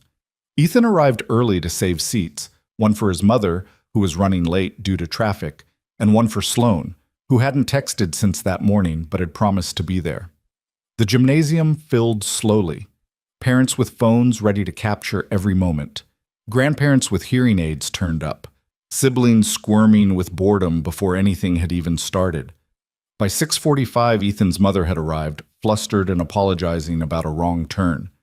By 6:55, the seats around them were full, and Sloane's chair remained empty. On my way, she texted at 6:58. Meeting ran over. I'm so sorry. 5 minutes. The lights dimmed at 7:01. The curtain, really just a bedsheet painted with stars, pulled back to reveal the first group of performers. First graders dressed as reindeer, singing slightly off-key, impossibly adorable. Ethan kept glancing at the door. The second group came on. Third graders as Christmas trees, swaying and reciting a poem about winter. Still no Sloane. His mother noticed his distraction and squeezed his arm. She'll be here, she whispered. She said she would. I know. But doubt was creeping in. The familiar voice that whispered she had a billion-dollar company to run, that school pageants didn't rank on that scale, that he'd been foolish to believe someone like her would show up for something like this. The snowflakes were announced. Ethan sat forward, spotting Lily in the wings, her white costume glittering under the gym lights. She looked so small up there, so full of hope and excitement. And then the door at the back of the gym opened. Sloane slipped in, her hair windswept, her cheeks flushed, still wearing what looked like corporate attire beneath a hastily grabbed coat. Her eyes scanned the crowd, found Ethan, and her face transformed with relief. She made her way through the rows, murmuring apologies to the people she passed, sliding into the empty seat just as Lily's group took the stage. I'm here, she breathed. I made it. You made it. Ethan felt something unclench in his chest. On stage, the music started, a simple piano melody, the same one Lily had been practicing for weeks. The snowflakes began their dance, arms raised, spinning slowly, each child interpreting graceful in their own unique way. Lily found Ethan in the audience. Her face lit up when she saw him, and then her eyes moved to the empty seat that was no longer empty. Even from this distance, Ethan could see his daughter's smile widen. The dance continued. The snowflakes swirled and spun, and somewhere in the middle of it, Sloane's hand found his in the darkness. Her fingers cold but her grip warm, holding on like she'd finally found something worth holding. The applause at the end was thunderous, or at least it felt that way. Ethan clapped until his hands ached, watching Lily take her bow, her face glowing with pride. Beside him, Sloane was clapping too, wiping quickly at her eyes with her free hand. "She's amazing," Sloane said. "She's absolutely amazing. She's my whole world." Sloane looked at him then, and something in her expression shifted, deepened. "Ethan," she said softly, "I need to tell you." But before she could finish, Lily came barreling through the crowd, launching herself at both of them. "You came!" She grabbed Sloane's hands, jumping up and down. "You actually came!" "I promised, didn't I?" Sloane crouched down to Lily's level. "I would never break a promise, especially not one about snowflakes." Lily hugged her fiercely. Over her head, Sloane's eyes met Ethan's again. "Later," that look said. "We'll talk later." But in that moment, surrounded by chattering parents and excited children and the fading scent of school gymnasium, it didn't matter what she had to say. What mattered was that she was here. What mattered was that she'd come. What mattered was the way his daughter was looking at this woman, with the uncomplicated adoration that children reserved for people who showed up when it counted. Later could wait. Right now was enough. The conversation Sloane had wanted to have got pushed to Christmas Eve. Not intentionally, the days after the pageant dissolved into a blur of activity that neither of them had anticipated. Ethan's work intensified as clients demanded last-minute projects completed before the holidays. Sloane's acquisition entered its final critical phase, requiring 18-hour days and conference calls that stretched past midnight. They texted when they could, spoke briefly when exhaustion allowed, but the long conversations that had become their foundation grew sparse, replaced by fragments and promises of soon. Ethan tried not to read too much into the distance. She was busy. He was busy. Real life had a way of interrupting even the best intentions. But late at night, alone with his thoughts, the doubt crept back in. The article about them had generated more attention than he'd expected. His name hadn't appeared yet, but the speculation was intensifying. Mystery Man had become a minor obsession in certain circles. Business reporters and social media commentators trying to identify the person in those grainy Christmas market photos. It was only a matter of time before someone connected the dots, before his quiet life became something public and examined and picked apart. Was he ready for that? Was Lily? Christmas Eve arrived with a thin coating of snow that made the city look almost magical. Ethan had taken Lily to see his mother that afternoon, leaving her there for the night so he could attend the holiday party Sloane had invited him to weeks ago, before the pageant, before the article, before everything had accelerated into something neither of them fully understood. The party was at Sloane's apartment. Nothing formal, she'd assured him. Just some friends, some wine, some terrible holiday music. I want you to see my life. The real parts of it. Not just the parts that end up in magazines. He'd agreed, though, the prospect of meeting her friends, people who probably had net worths higher than his annual income, made his palms sweat. Now, standing outside her building, Ethan almost turned around 3 times before forcing himself through the lobby doors. The doorman recognized him. That was unexpected. "Mr. Brooks, Ms. Mercer said to send you right up. Penthouse elevator is on the left." "Thanks." Ethan's voice came out steadier than he felt. The elevator ride took forever. Or maybe no time at all. He couldn't tell. When the doors opened directly into Sloane's apartment, he stood frozen for a moment, taking it in. The space was enormous, floor-to-ceiling windows looking out over the glittering city, modern furniture softened by warm lighting and what had to be a professionally decorated Christmas tree. Music played from hidden speakers, something jazzy and sophisticated. And everywhere, people. Maybe 20 of them, scattered in clusters, holding wine glasses, laughing at things Ethan couldn't hear. They all looked like they belonged here, like this was their natural habitat, where they came to rest between board meetings and charity galas and whatever else people like this did with their time. And then Sloane appeared. She was wearing a deep blue dress that made her eyes shine. Her hair swept up in a way that looked effortless but probably wasn't. And when she saw him standing at the elevator, Her whole face transformed. "You came!" She crossed the room quickly, her heels clicking against the polished floor. "I was starting to worry you'd changed your mind." "Almost did. 3 times in the lobby alone. But you didn't." She stopped in front of him, close enough to touch but not quite touching. "That counts for something." "Does it?" "It counts for everything." Her voice softened. "Come on, let me introduce you to people who are going to love you." She took his hand, warm and certain, and led him into the crowd. The introductions blurred together, names and faces and handshakes with people whose titles Ethan forgot almost immediately. Venture capitalists and tech founders, and at least one person he was pretty sure he'd seen on cable news. They were all polite, all curious, all trying very hard not to look at him like he was an exhibit in a museum. "So you're the mystery man," one of them said, a tall woman with sharp features and sharper eyes. "We've been dying to meet the person who finally got Sloane to break her no personal life rule." "I wasn't aware there was a rule." "Oh, there's always been a rule. Work first, second, and third. Personal life somewhere around 15th, after quarterly reports and investor calls." The woman smiled, but there was warmth in it. "I'm Rachel. I've known Sloane since business school. I've never seen her like this." "Like what?" "Happy." Rachel glanced across the room to where Sloane was greeting another arrival. Actually, genuinely happy. Not performing happy, not everything is under control happy, just happy. Ethan followed her gaze. Sloane was laughing at something, her head thrown back, her hand on someone's arm.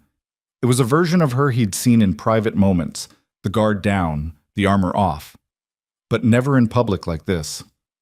"She doesn't show that to just anyone," Rachel continued. "The fact that you're here, at her home, meeting her friends, that means something.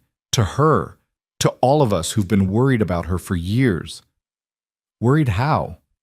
"Worried that she'd work herself into an early grave. Worried that her family's poison would eventually win.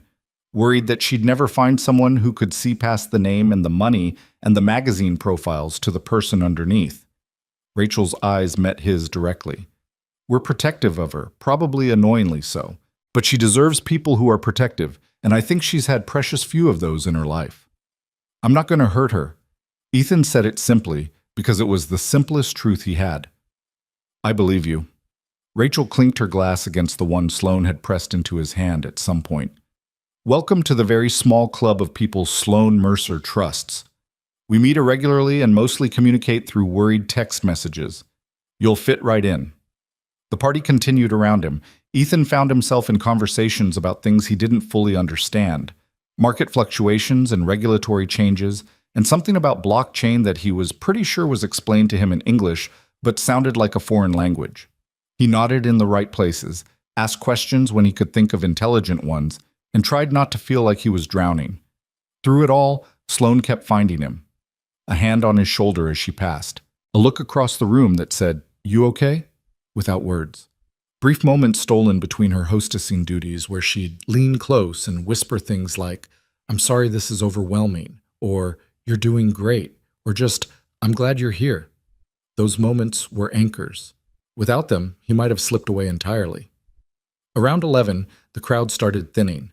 Guests made their departures in waves, air kisses and promises to connect after the holidays, and the particular energy of people who had other parties to attend, other appearances to make. Ethan stayed in his corner, nursing a drink he hadn't finished, watching the room empty.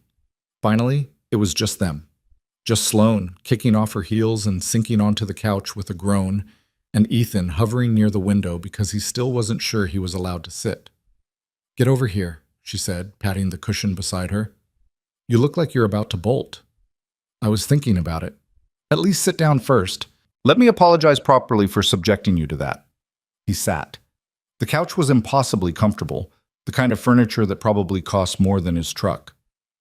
"It wasn't that bad." "You're lying. You're a terrible liar, but I appreciate the effort." Sloane curled her legs beneath her, turning to face him. "My friends can be a lot. They mean well, but they're not exactly experts at making normal people feel welcome." "Am I a normal person in this scenario?" "You're the most normal person I know, and I mean that as the highest possible compliment." The city glittered through the windows behind her. From this height, the whole world looked like it belonged to her, a kingdom of lights and possibilities stretching to the horizon. "Can I ask you something?" Ethan said. "Anything." "At the pageant, you started to tell me something. Before Lily interrupted, what was it?" Sloane's expression flickered. She looked away, then back, something like resolution settling over her features. "I was going to tell you about the acquisition. The one that's been eating all your time? Yes, it's bigger than I let on. It's not just a business deal. It's going to change everything. The company, my role in it, my public profile." She paused. "There's going to be more attention, more scrutiny, more of my life under a microscope than ever before." "I figured as much. But that's not all." She took a breath. "The acquisition goes through on January 2nd. And when it does, there's going to be a press conference, announcements, my face on every financial network for at least a week." "Okay." "And they're going to ask about my personal life. They always do. It's part of the narrative now, the mystery man angle. My PR team wants to get ahead of it. They want to control the story before someone else does." Ethan felt something cold settle in his stomach. "What does that mean?" "It means they want me to either confirm or deny our relationship publicly, before the press conference. So there's no ambiguity, no speculation during the most important business announcement of my career." The silence stretched between them. Outside, snow was falling again, soft flakes drifting past the windows, catching the light. "What do you want to do?" Ethan asked finally. "I want to tell the truth. I want to say that I've met someone who matters to me, someone I care about, someone who's become important in my life in a way I didn't expect." Her voice cracked slightly. "But I also know that the moment I say that publicly, everything changes. For you, for Lily, for this quiet thing we've been building. And if you don't say it, then we keep hiding, keep pretending this isn't happening. And eventually someone figures it out anyway, and instead of controlling the narrative, we're defending ourselves against whatever story they decide to tell." Neither option was good. Ethan understood that without being told. This was the choice that came with loving someone like Sloane Mercer, the understanding that privacy was a luxury her position couldn't afford. Loving. The word echoed in his mind. Was that what this was? Had they crossed that threshold without him realizing it? "What are you thinking?" Sloane's voice was quiet, almost afraid. "I'm thinking that I knew what I was getting into. Maybe not the specifics, but the general shape of it." He met her eyes. "I'm thinking that I told you I wasn't going to run, and I meant it. But I need to talk to Lily first. She needs to understand what might happen. And I need to talk to my mother, and probably Lily's school, so they're prepared if anyone shows up asking questions." Sloane nodded slowly. "That's fair. That's more than fair. What's your timeline for the announcement?" "December 30th, 2 days before the acquisition closes. That gives us 5 days. 5 days to prepare his 7-year-old for the possibility that strangers might suddenly want to know things about her life. 5 days to brace for the impact of his private existence becoming public property. 5 days to decide if loving Sloane Mercer was worth everything that came with it. "Okay," Ethan said. "Let's talk it through. All of it. What the announcement would say, what questions might come up, what protections we can put in place." "You're serious?" "I've never been more serious about anything." Something in Sloane's expression cracked open. Relief and hope, and a vulnerability she rarely showed. She reached for his hand, holding it tightly. "I never expected this," she whispered. "Any of it. Especially not you. I'm not exactly what you would have picked out of a catalog." "No, you're better." She shifted closer, resting her head against his shoulder. "You're real, and you stayed. Even when you found out who I was. Even when the complications started piling up. Even when running would have been so much easier. You stayed. Wasn't going to run from something that matters." "Do I? Matter?" The question was so small, so uncertain. Coming from a woman who commanded boardrooms and closed billion-dollar deals, it almost didn't make sense. But Ethan had learned by now that strength and certainty weren't the same thing, that the most powerful people often harbored the deepest doubts. "More than I know how to say," he answered. "More than makes any kind of sense, given how little time we've actually known each other." Sometimes you just know. Her voice was drowsy, the exhaustion of weeks catching up to her all at once. Sometimes it doesn't take years to recognize something real. They sat like that for a long time, her head on his shoulder, his arm around her, the city lights painting patterns across the ceiling. Outside, the snow continued to fall, and somewhere in the distance, church bells rang midnight. Christmas had arrived. "Hey," Ethan said softly. "Merry Christmas." Sloane lifted her head, her eyes meeting his. In them, he saw everything, the fear and the hope and the fierce, fragile wanting of someone who had been alone too long. "Merry Christmas," she whispered back. And then she kissed him. It was soft at first, tentative, questioning, asking permission even as she gave it. But when Ethan responded, when his hand found the curve of her jaw and he pulled her closer, something shifted. The kiss deepened, became urgent, became a conversation that words couldn't hold.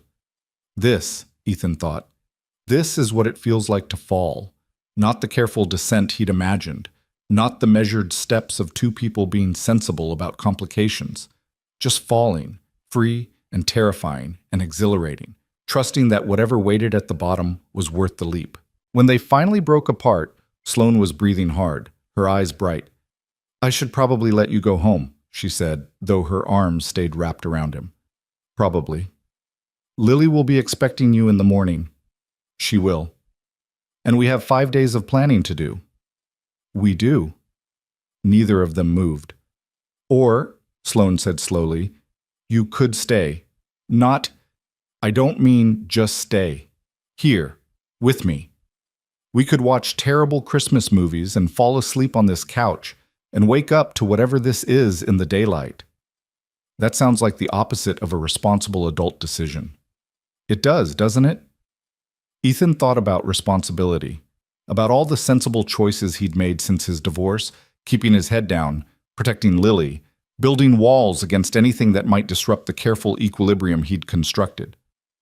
And then he thought about Sloane's face when she saw him at the pageant, the way Lily had hugged her, the life that was possible if he stopped being afraid of disruption.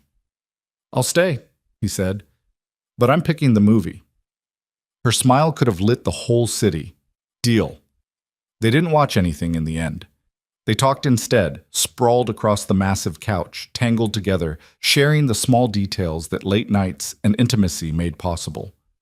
Sloane told him about her first job out of college, working 18-hour days for a startup that eventually failed. Ethan told her about the summer he'd spent building houses in Mexico with a church group, how it had taught him to work with his hands. She talked about her father, distant and disapproving, dead now for 5 years. He talked about his, warm and encouraging, dead for 10. They compared scars, hers metaphorical, his literal from various construction mishaps, and somehow found themselves laughing at 3 a.m. about the absurdity of their situation. "A billionaire and a contractor," Sloane said, shaking her head. "It sounds like a bad joke." "Or a good one. Depends on the punchline." "What do you think the punchline is?" Ethan considered the question. "Maybe that it works.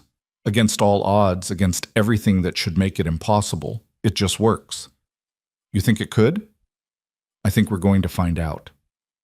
She fell asleep before he did, her head on his chest, her breathing slow and even.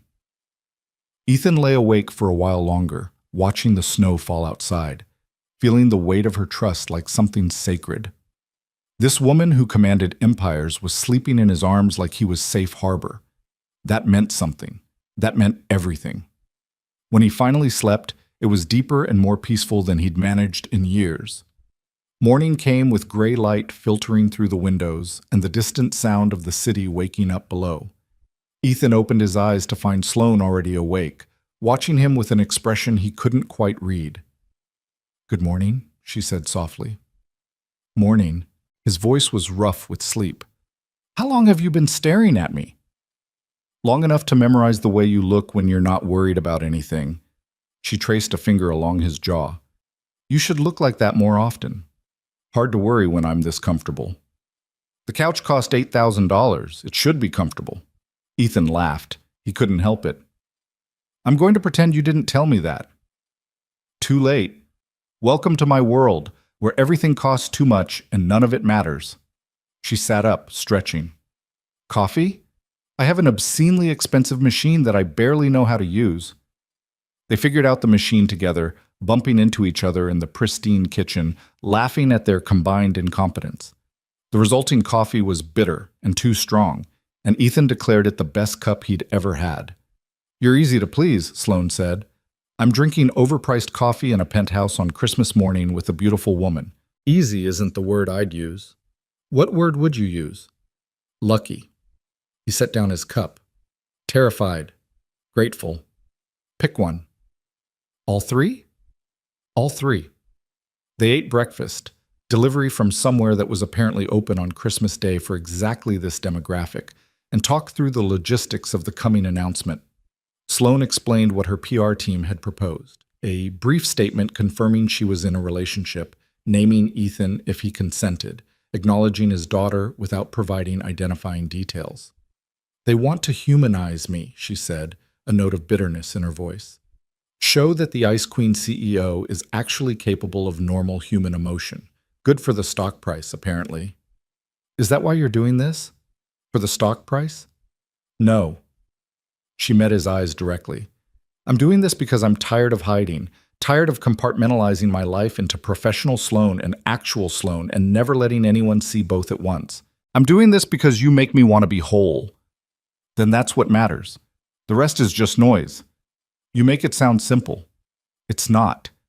But that doesn't mean it's impossible. Sloane was quiet for a moment. Then she said, I need to tell you something else. Something I should have mentioned last night, but I was afraid it would make you reconsider. Ethan's chest tightened. What is it? After the announcement, after the acquisition closes, there's going to be a board meeting. They want to discuss my future with the company. Discuss how? The acquisition makes Mercer Dynamics significantly larger and more complex. Some board members think it needs different leadership that isn't distracted by personal entanglements. She laughed, but there was no humor in it. My grandmother has been very vocal on that point.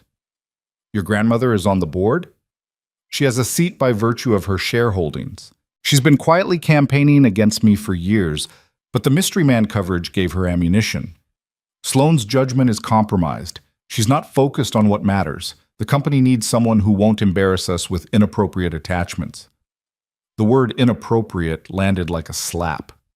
Ethan felt the old familiar shame rising. The voice that said he wasn't enough, would never be enough, that someone like him had no business in these elevated circles. But alongside the shame was something else, something hot and protective. What are you going to do? He asked. Fight. What else? Sloane's jaw set. I built that company from a regional operation into a global enterprise. I've sacrificed everything, every relationship, every personal moment, every chance at a normal life to make it what it is. And I'll be damned if I let my grandmother take it from me because I finally decided I was allowed to be happy. But the board can vote however they want. I own 37% of the company. It would take a significant coalition to remove me, and not everyone shares my grandmother's medieval views on women having personal lives. What can I do? The question came out before Ethan could think about it. To help. To support you. Whatever this fight looks like, I want to be useful. Sloane's expression softened. You already are. You're here. You're not running. She reached across the table and took his hand. You're the reason I'm willing to fight at all. Before you, I would have just worked harder, tried to prove myself more, accepted that having a life meant losing everything I'd built. You showed me that's not true. I didn't show you anything. You already knew it. Maybe, but you made me believe it. She squeezed his hand. I have to go to the office later. Emergency meeting that can't wait, even on Christmas. But I wanted you to know what we're walking into. All of it. No surprises. I appreciate that. And I want you to take the time you need. Talk to Lily. Talk to your mother. Make sure this is really what you want. Because once we announce, there's no going back. I already know what I want. I know you think you do, but please, take the time anyway. For me. So I know that whatever we decided it with clear eyes. Ethan nodded slowly. She was right, even if part of him wanted to skip the careful deliberation and just leap. Some decisions deserved more than instinct. "I'll call you tonight," he said, "after I've talked to Lily." "I'll be waiting." They stood together near the elevator, neither quite ready to let the moment end. Sloane straightened his collar, a gesture so intimate and domestic that it made Ethan's heart ache. "Thank you," she said. "For last night. For staying. Thank you for asking me to. I almost didn't. I almost talked myself out of it about 15 times."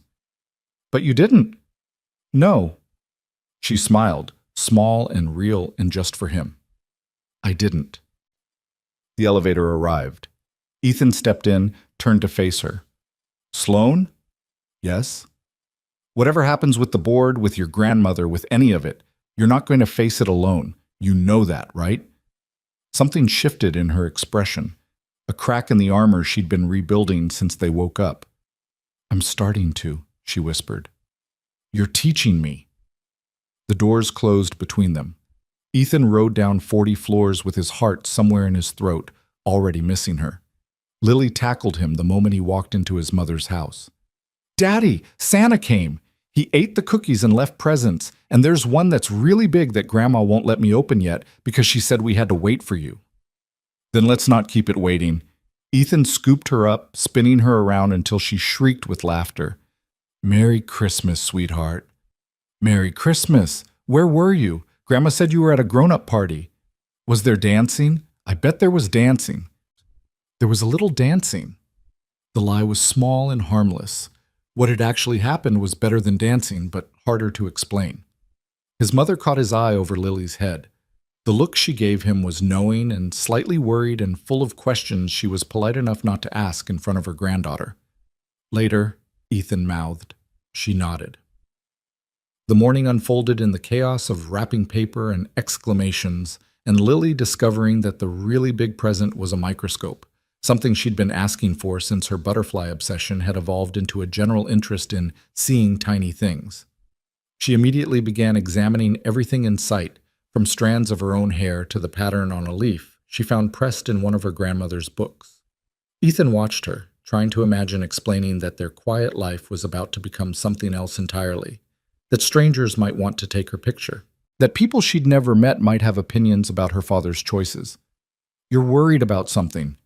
His mother appeared beside him, holding 2 mugs of coffee. "You had that look when you walked in, the same look you had during the divorce." "It's not like the divorce." "No? What's it like?" Ethan took the coffee, sipped it, tried to find the words. "It's like standing on a cliff and choosing whether to jump. Knowing the fall might be incredible. Knowing it might also destroy everything." "The woman from the pageant?" "Sloane." "Yes." His mother was quiet for a moment, watching Lily exclaim over a particularly interesting fabric weave. She seemed kind. The way she looked at Lily, that wasn't pretend. I know pretend when I see it. She's not pretending. That's part of what makes this so hard. "Why hard? Why not just wonderful?" Ethan told her. "Not everything. Some of it was too new, too private, but enough. The acquisition, the public announcement, the board meeting, and the grandmother, and the entire complicated machinery of Sloane's life that would now intersect with his." His mother listened without interrupting. When he finished, she was quiet for a long time. "Do you love her?" she asked finally. The question hung in the air. Ethan thought about Sloane's face in the Christmas lights, the way she'd curled against him on the couch, the fierce, brave way she'd decided to fight for both her company and her right to be happy. "Yes," he said. "I think I do." "Then the rest is just logistics." His mother's voice was firm.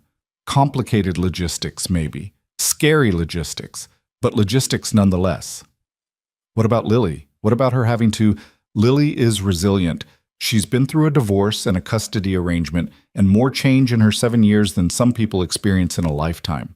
If you love this woman, and this woman loves you, Lily will adjust. Children are remarkably good at adjusting to love. It's the absence of it that damages them." Ethan felt something loosen in his chest. "You make it sound so straightforward." "It is straightforward. Not easy. Straightforward and easy are very different things, but straightforward. The question is whether you trust what you're feeling enough to leap." And if I leap and it falls apart, then you'll pick yourself up and keep going, like you always have. His mother put her hand on his arm. Ethan, you've spent 3 years being careful, being responsible, being the steady father who never takes risks because he has too much to lose. And I've watched you disappear into that role until there was nothing left but the caution. That's not, it is. You stopped being a person and became a function. Lily's father, reliable contractor, the man who handles everything. And those are good things to be, but they're not enough. They're not all of who you are. What am I supposed to be? Happy. The word was simple and devastating. You're supposed to be happy, Ethan. And for the first time in years, I see the possibility of that in your eyes. So please don't let fear talk you out of it. Lily came running over, microscope in hand. Daddy, look! I found a bug wing in the yard and it has all these tiny lines and patterns, and it's the most beautiful thing I've ever seen. Ethan crouched down to look, but his mind was elsewhere. On cliffs and leaps and the possibility of happiness. On Sloane, alone in her penthouse, waiting to hear what he'd decided. On the life that might be waiting if he was brave enough to reach for it. Lily, he said when she'd finished showing him every detail of the bug wing, can we talk about something important? Is it about the lady, Sloane? How did you know? Because you look happy when you talk about her, and scared, like when I wanted to try the big slide at the park. Lily considered this. Are you going to marry her? The question, delivered with 7-year-old directness, knocked the breath out of him. I don't know yet. We're still figuring things out. He took her small hands in his. But I want to ask you something. If Sloane became a bigger part of our lives, if you saw her more often, and people knew about us, and things changed, would that be okay? Lily thought about it with the seriousness she brought to all important questions. Would I still live with you? Yes. Always. Would I still go to my school? Yes. Would Sloane be nice to me? She already is nice to you. Remember the snowman and the pageant? She came to see me be a snowflake. Lily's face lit up at the memory. She said I was the best one. She meant it. I know, I could tell. Lily squeezed his hands. I think it would be okay, Daddy.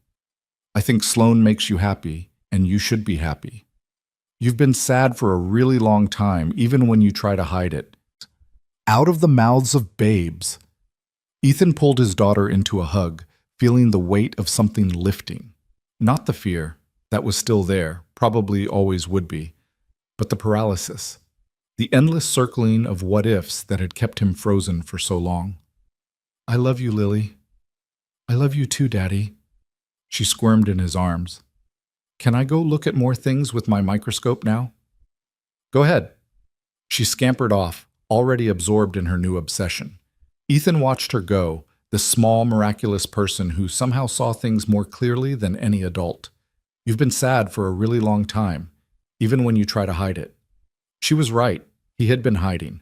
Not just from the world, but from himself, from the possibility of wanting things, of reaching for things, of believing he deserved anything beyond mere survival. Sloane had cracked that open, without trying, without agenda, just by being real with him in a world that had taught them both to be anything but. He pulled out his phone. I'm in, he typed. Whatever comes next, I'm in. Let's do this. The response came seconds later. 3 words that changed everything. I love you. Ethan stared at the screen for a long moment. Then slowly, he typed back, I love you too. And just like that, the cliff was behind him. He jumped. The days between Christmas and December 30th passed in a blur of preparation. Sloane's PR team descended on Ethan's life with clinical efficiency, coaching him on how to handle questions, what phrases to use and avoid, how to maintain composure when cameras flashed and strangers shouted his name. It was surreal, like preparing for a role in a play he'd never auditioned for. The key is to stay calm, the lead publicist told him. Don't engage with provocative questions. Don't let them see you rattled. The narrative we're building is stable, grounded, normal. You're the guy who brought normalcy to Sloane's life, not a scandal or a story. What if I am a scandal? You're not. You're a single father with a steady job and no criminal record and a daughter who adores you. That's the opposite of scandal. That's human interest gold. Ethan wasn't sure how he felt about being human interest gold, but he kept his doubts to himself. Sloane, meanwhile, was preparing for her own battles. The board meeting loomed, her grandmother's opposition gathering strength. They talked every night, sometimes for hours, sharing the details of their separate preparations. "She's been calling board members personally," Sloane said on the night of the 28th, "making her case, warning them about my instability." "What do they say?" "Most of them are non-committal. They'll wait to see how the announcement goes, how the market reacts. If the stock holds steady, she loses her argument. If it drops, it won't drop because of me. It might." Sloane's voice was tired. "Not because of who you are, but because of what you represent. A change in my priorities, a shift in focus. Investors don't like uncertainty." "Then we remove the uncertainty. We show them that you having a life doesn't make you less capable. That might even make you more capable." "You think so?" "I think that you've been running on empty for years. I think that the pressure you put on yourself is unsustainable. And I think that having support, real support, not just yes men and employees, might actually make you better at this, not worse." Sloane was quiet for a moment, then, "Rachel said something similar at the party, that I've been trying to be superhuman because I didn't trust anyone to catch me if I fell. She sounds smart." "She is. She also said you were the real deal, that she'd never seen me look at anyone the way I look at you." "How do you look at me?" "Like you're the answer to a question I didn't know I was asking." Her voice softened. "I've never had that before, Ethan. I've had attraction and compatibility and mutual convenience. I've never had someone who makes me feel like I can stop performing." "You can. With me, you can always stop." "I know. That's the terrifying part." The announcement went live on December 30th at 8 in the morning. Ethan watched from his apartment, Lily at school, the television tuned to a financial news channel he'd never watched before in his life. Sloane appeared on screen, composed, professional, the boardroom version of herself, reading a prepared statement. "I'd like to address the recent speculation about my personal life. Yes, I am in a relationship. His name is Ethan Brooks, and he is a contractor and single father from right here in the city. We met through mutual acquaintances and discovered that we share similar values: hard work, family, integrity. I am sharing this not because I owe the public details of my private life, but because I believe that transparency is important, and because I want to set an example for other women in leadership positions who may feel they have to choose between professional success and personal fulfillment. You don't. I'm living proof." She took questions after that. Most were respectful, a few were pointed, one or two were downright invasive.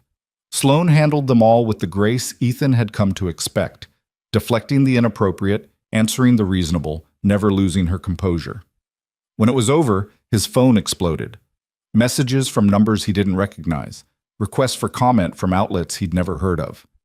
His mother called, worried. His ex-wife called, suspicious. His regular clients called, confused. But the message that mattered came from Sloane. "Done." "How are you holding up?" "Still standing," he replied. "Barely. It gets easier. The first wave is always the worst." "How do you know?" "Because I've been living like this for years." "You adapt. You have to." Ethan looked around his apartment. The same walls, the same furniture, the same life he'd been living before any of this started. It all looked different now, smaller maybe, or maybe just more precious, more worth protecting. "I don't want to just adapt," he typed. "I want to thrive. With you." "We will," she wrote back. "I promise." It was a promise that would soon be tested in ways neither of them could have anticipated. But for now, in the quiet of his apartment with the news still playing and his phone still buzzing and his whole life rearranging itself around a choice he'd made, Ethan held on to the promise like a lifeline. They were in this together now. Whatever came next, they would face it side by side. The first week of January brought a cold snap that turned the city into a frozen tableau, and with it came the consequences Ethan had been bracing for. The media attention was relentless. Not the overwhelming tsunami he'd feared. Sloane's PR team had been right about the human interest gold angle, but a steady, invasive drip that seeped into every corner of his life. Reporters appeared at job sites, asking questions about his background, his divorce, his relationship with the billionaire CEO. Photographers materialized outside Lily's school, though security kept them at a distance. His phone rang constantly with interview requests he declined on the advice of Sloane's team. Just wait it out, the publicist counseled. Interest will fade once the acquisition news cycle ends. You're a footnote to a bigger story. That's actually good news. It didn't feel like good news when Ethan had to explain to Lily why there were people with cameras across the street from their apartment building. They want to take pictures of us? She asked, her face scrunched in confusion. Why? Because Sloane is famous, and they want to know about the people in her life. But I'm not famous, I'm just me. Exactly. And that's why we're not going to worry about them. We're just going to keep being us. Lily considered this with her characteristic gravity. Can I wave at them? Ethan laughed despite everything. If you want to, but you don't have to. I want to. It seems polite. So she did. Every morning for 3 days, Lily waved cheerfully at the photographers stationed outside, until eventually they got bored with pictures of a 7-year-old being aggressively friendly and moved on to other stories. She's something else, Sloane said when Ethan told her the story over the phone. They hadn't seen each other in person since before the announcement. Her schedule had been consumed by acquisition finalization and board meeting preparation. Most adults would be hiding. She's out there treating them like neighbors. She gets that from her grandmother. The relentless optimism gene skipped me entirely. I don't believe that. You're the most optimistic person I know. I'm really not. You believed in us when there was no rational reason to. You jumped off a cliff without knowing what was at the bottom. That takes optimism, Ethan. Or maybe something even rarer. What's that? Faith. The word settled between them, heavy with meaning neither was quite ready to unpack. When can I see you? Ethan asked instead. Actually see you, not just texts and phone calls. The board meeting is tomorrow. After that, one way or another, things will be clearer. A pause. I miss you. I know that sounds ridiculous given everything that's happening, but I miss your face. I miss sitting next to you. I miss, her voice caught. I miss feeling like things might actually be okay. They will be. Whatever happens tomorrow. You don't know that. No, but I believe it. Faith, remember? She laughed softly. I'm trying to learn that. You make it look easier than it is. It's not easy. It's just necessary. The board meeting was scheduled for 10 in the morning on January 3rd. Ethan spent the night before barely sleeping, his mind churning through scenarios he couldn't control. Sloane had explained the stakes. If the board voted no confidence, she could be removed as CEO. She'd still have her shares, her wealth, her influence, but the company she'd built would be taken from her hands. My grandmother has been waiting for this moment for years, she'd said. Every time I succeeded, she found a way to diminish it. Now she has what she considers proof that I'm unfit. A public relationship with someone she deems unsuitable. She'll use it to paint me as compromised, distracted, no longer focused on shareholder value. And the other board members? Split. Some are loyal to me, some to her, some just following the money. It'll come down to who makes the more compelling case. What's your case? That I've increased company value by 400% in a decade. That I've navigated every crisis we've faced. That having a personal life doesn't diminish my professional capabilities. It enhances them. That I'm a better leader now than I was 6 months ago because I finally have something to fight for beyond quarterly reports. The morning of the meeting, Ethan dropped Lily at school and then went home to wait. He couldn't work. Couldn't focus on anything beyond the phone in his hand, willing it to ring with news. The hours crawled past like something wounded. At 2:47 in the afternoon, his phone finally buzzed. I'm still CEO, the message read. Barely, but I won. Ethan let out a breath he felt like he'd been holding for days. His hands were shaking as he typed back, What happened? It was close. Grandmother got 4 votes against me. But the rest held. The acquisition value and my track record were too strong to argue against. A pause. She's furious. She actually left the meeting before it ended. I've never seen her do that. Are you okay? I don't know. I won, but it doesn't feel like victory. It feels like surviving a war I didn't want to fight. Another pause. Can you come over? I know you have Lily after school. But maybe later, I need to see you. I'll figure it out. Mom can pick up Lily. I'll be there as soon as I can. Thank you. I love you. I love you too. He was out the door within minutes, calling his mother while he walked, arranging childcare with the efficiency of someone who'd been managing single-parent logistics for years. The subway felt interminable, every stop an unnecessary delay. By the time he reached Sloane's building, his heart was pounding with something that wasn't quite anxiety and wasn't quite anticipation. The doorman waved him through without question. He was a recognized face now, part of the landscape. The elevator ride felt like an eternity, compressed into seconds. And then he was there, and Sloane was opening the door, and she looked smaller than he'd ever seen her. The power suit was wrinkled. Her hair had escaped its careful arrangement. Her eyes were red-rimmed in a way that suggested tears held at bay too long. "Hi," she said, her voice barely above a whisper. "Hi." She stepped back to let him in, and the moment the door closed behind him, she collapsed against his chest. Not crying, not yet, just holding on, her fingers gripping his jacket like he might disappear if she let go. Ethan held her. No words, no attempts to fix or comfort or explain. Just the simple act of being there, of being solid, of being someone who would catch her when everything else had fallen away. They stayed like that for a long time. Eventually, Sloane pulled back, swiping at her eyes with the back of her hand. "I'm sorry. I'm not usually this." "Don't apologize. You just survived a coup attempt. You're allowed to fall apart a little." It didn't feel like survival. It felt like what? Like everyone was weighing my worth, literally putting numbers on my value and deciding if I was enough. She moved to the window, staring out at the city she'd spent her life conquering. I've done that calculation so many times, for investors, for partners, for my family. But today it was different. Today there was something real on the line besides money. "The company? You." She turned to face him. "Every argument my grandmother made kept coming back to you, to the distraction you represent, to the liability of being associated with someone who isn't our kind of people." Her voice cracked on the phrase. She said I was throwing away everything I'd built for an infatuation that would burn out within a year. "What did you say?"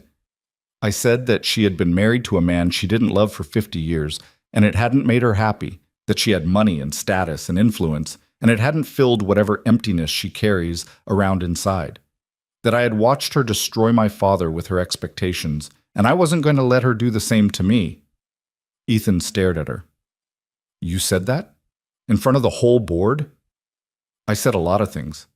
Things I've been holding back for decades." A ghost of a smile crossed her face. "I think I shocked them. The Ice Queen finally cracked. Turns out there's a real person under all that corporate armor." "There always was. It just took someone seeing it for you to believe it." Sloane's expression softened. She crossed the room back to him, standing close enough that he could see the exhaustion in every line of her face. "I almost lost everything today," she said quietly. "Not just the company, though that would have been bad enough. I almost lost the future I've been building with you, the possibility of something different, the chance to be more than just Sloane Mercer, CEO. But you didn't lose it. No. Because I fought for it. Because for the first time in my life, I had something worth fighting for that wasn't just professional achievement." She reached up, touching his face gently. "You gave me that. You gave me a reason to care about my own happiness instead of just my performance metrics. You always had reasons. You just forgot how to see them. Maybe. But you reminded me." She leaned forward, resting her forehead against his. "I want to build something with you, Ethan. Something real and lasting and imperfect and wonderful. I want Lily to feel like part of my life, not just a visitor. I want to learn how to cook terrible meals and watch butterfly documentaries and sit in your too small apartment because it's where you are." That sounds like a lot of adjustment for a billionaire CEO. "I'm good at adjusting. It's how I survived my family." Ethan smiled despite everything. "When you put it that way, I'm serious. I know my world is complicated. I know today won't be the last battle I have to fight, but I want to fight them with you beside me. Is that something you still want? I've wanted it since the moment you first laughed in that coffee shop. Nothing that happened today changes that." Sloane let out a breath that seemed to carry years of tension with it. Then we're okay? We're really okay? We're more than okay. And when she kissed him, slow and certain and finally not rushed by obligation or worry, it felt like the start of something neither of them had dared to imagine just a few weeks ago. The victory, however, came with complications. In the days following the board meeting, the fallout from Sloane's confrontation with her grandmother rippled through the family in waves. Harrison called to offer congratulations and apologize for not defending her more vocally. Marion, who had been conspicuously absent from the meeting despite her board observer rights, reached out with the kind of coded maternal concern that suggested she was walking a careful line between daughter and matriarch. "Your grandmother isn't speaking to anyone, Muds," Marion reported in a phone call Ethan overheard. "She's retreated to the Hamptons' house. Says she needs time to recover from the public humiliation." "The only humiliation was the one she tried to inflict on me," Sloane replied, her voice steady but tired. "I'm not going to apologize for defending myself. I'm not asking you to, darling. I'm just warning you. When she emerges from this sulk, she'll have a new strategy. She always does. Let her strategize. I'm done playing defense." But playing offense, it turned out, came with its own exhaustions. The acquisition closed successfully, sending Mercer Dynamics stock up 8% and generating the positive press Sloane's team had hoped for. She was photographed everywhere, at the signing ceremony, at celebration dinners, on the cover of industry magazines heralding her as a visionary leader. Through it all, she maintained the composure that had made her reputation. But Ethan saw what the cameras didn't capture. The late nights when she was too wired to sleep, pacing her apartment and second-guessing decisions that were already made. The moments of panic when her phone rang and she expected another attack from within her own company. The way she sometimes went very quiet, staring at nothing, processing trauma she hadn't yet named. "You should talk to someone," he suggested gently one evening, watching her push food around her plate without eating. "A therapist, maybe. Someone who can help you process all this." "I don't have time for therapy." "You have time for everything else that's draining you. Why not something that might actually help?" Sloane set down her fork. "I've never talked to a therapist. In my family, that was considered weakness, an admission that you couldn't handle your own problems. And look how well that's worked out for your family." She laughed despite herself, a startled, genuine sound. "Point taken. I'm not saying you're broken. I'm saying you've been through a lot, and you deserve support, real support, from someone trained to provide it, not just me listening and hoping I'm saying the right things." "You do say the right things, most of the time." "Most of the time isn't enough.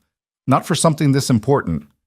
Sloane was quiet for a moment, then, "I'll think about it.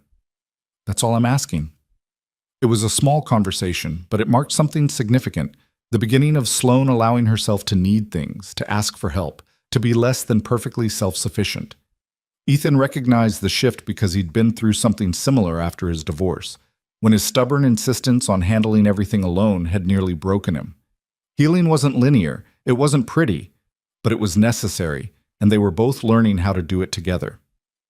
Meanwhile, life continued in its ordinary rhythms. Ethan went back to work, taking on projects he'd had to defer during the chaos of the announcement and its aftermath.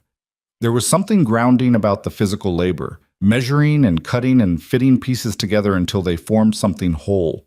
He'd spent so many years seeing his work as merely a means to an end, a way to pay bills and keep his daughter fed. Now, in the wake of everything that had changed, he found himself appreciating it differently. "You're building things," Sloane said one evening, watching him sketch plans for a custom bookshelf. "Real, tangible things that will exist in the world long after you're done with them." Versus what you build. Companies, deals, strategies, important maybe, but abstract. Nothing you can touch. She traced her finger along one of his sketches. "I envy that sometimes, the concreteness of it. Trade you. Ah, you'd be bored within a week." "Probably, but at least the boredom would come with a better view." Their time together was carved out of busy schedules, stolen in the margins of responsibilities that couldn't be ignored. Dinners at Ethan's apartment with Lily, who had appointed herself official hostess and took the role seriously. Quiet mornings at Sloane's penthouse when Lily was with her grandmother, coffee and conversation, and the slowly deepening intimacy of two people learning each other's edges. Lily, for her part, had adjusted to the new reality with the resilience children often displayed. She asked questions sometimes about the photographers who had eventually lost interest, about why Sloane worked so much, about whether they were going to get married, but her curiosity was healthy rather than anxious. She seemed to sense, in the way children did, that the adults around her were building something good. Sloane taught me about compound interest, she announced one evening at dinner, as if this were the most exciting news imaginable. Did she now? She said if I save my allowance and put it in a special account, it will grow all by itself. Like magic, but with math. Ethan shot Sloane a look. You're teaching my 7-year-old about investment strategies? She asked how I made money. I wasn't going to lie to her. Sloane's expression was innocent, but her eyes sparkled with mischief. Besides, financial literacy is important at any age. She's going to be running her own hedge fund by the time she's 10. One can only hope. These moments, mundane, domestic, unremarkable, were what Ethan found himself treasuring most. Not the dramatic declarations or the pivotal decisions, but the quiet accumulation of shared experience. The way Sloane automatically made his coffee the way he liked it now. The way Lily had started calling her Sloane without the self-conscious formality of Miss Mercer. The way the three of them were becoming, slowly and imperfectly, something that felt like a family. It was terrifying. It was wonderful. It was everything Ethan had spent years convincing himself he didn't need. And then, just when he'd started to believe it might all work out, everything fell apart. The news alert came on a Tuesday afternoon in late January. Ethan was at a job site installing kitchen cabinets when his phone buzzed with a notification from one of the news apps he'd downloaded during the media circus. He almost ignored it. The coverage of their relationship had finally died down, replaced by other scandals and stories. But something made him look. The headline stopped his heart. Mercer Dynamics CEO faces new. Crisis. Acquisition target reveals hidden liabilities. Stock plummets. He read the article twice before the words started making sense. The company Sloane had just acquired, the deal that had cemented her position, the victory that had saved her job, was apparently not what it had seemed. Hidden debts, fraudulent accounting, a disaster waiting to happen that had been deliberately concealed during the acquisition process. The article included quotes from anonymous board members expressing concern about due diligence failures and leadership accountability. The phrase "vote of no confidence" appeared in the final paragraph. Ethan called Sloane immediately. It went to voicemail. He tried again. Voicemail. Again. Voicemail. The text he sent: "Just saw the news. Are you okay? Call me." Remained unanswered for hours. By the time his phone finally rang that evening, Ethan had moved from worried to scared to something approaching panic. He was at home, Lily already in bed, pacing his small living room like a trapped animal. "Sloane, thank God, what's happening?" "It's bad." Her voice was flat, drained of all emotion. "The liabilities they hid, we're talking hundreds of millions. The board is furious, the shareholders are demanding answers, and my grandmother is already making calls, positioning herself as the voice of reason who warned against this exact scenario." "But you couldn't have known. If they hid it, it doesn't matter what I couldn't have known. What matters is that it happened on my watch under my leadership. I signed off on this deal. I championed it. I told the board it was sound. Because you believed it was. Because I was too focused on winning the argument to do proper due diligence." Her voice cracked. "My grandmother was right. I was distracted. Not by you, but by the fight itself. I wanted to prove her wrong so badly that I rushed, and now—" "Sloane, stop. Don't do this to yourself." "Don't do what? Accept responsibility? That's exactly what I should be doing." "No, what you're doing is blaming yourself for something that was deliberately hidden from you by people who committed fraud. You're not the villain here. The board doesn't see it that way. Neither will the shareholders." Ethan pressed his palm against his forehead, trying to think clearly through the fear. "What can I do? How can I help?" A long pause. When Sloane spoke again, her voice was smaller than he'd ever heard it. "I don't know if you can. I don't know if anyone can." She took a shaky breath. "They're calling an emergency board meeting. Friday. It's going to be a bloodbath, Ethan. And this time, I don't think I have enough support to survive. Then we'll figure something out. Together. That's what we said, remember? Whatever comes next, I know what we said. The flatness was back. But I'm starting to think I was wrong, to drag you into this, to let you become part of a life that's this unstable. Don't. Don't what? Don't push me away because you're scared. Don't decide for me that this is too much. I'm trying to protect you. I don't need protection. I need you to let me be here for you. Silence on the line. Ethan could hear her breathing, ragged, uneven, the sound of someone on the edge of breaking. I have to go, she said finally. Crisis management team is waiting. I'll call you when I can. Sloan, I love you. Whatever happens, please know that. The line went dead. Ethan stared at his phone for a long time after that, the words echoing in his mind. I love you. Whatever happens. It sounded like goodbye.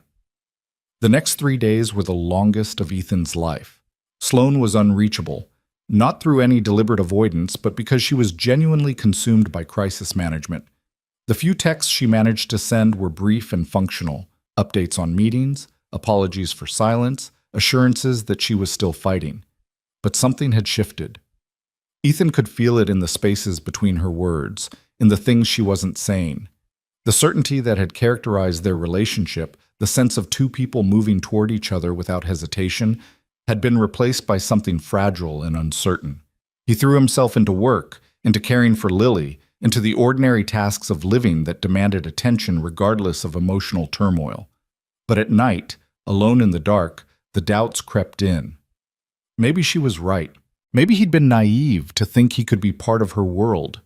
Maybe the gulf between them, not just of money, but of stakes, of pressure, of the constant scrutiny that came with her position, was too wide to bridge. Maybe loving someone wasn't always enough. Thursday night, his phone rang. Not Sloane's number, Marion's. Ethan. Her voice was gentle but serious. We need to talk. About my daughter. About what's happening. I've been trying to reach her.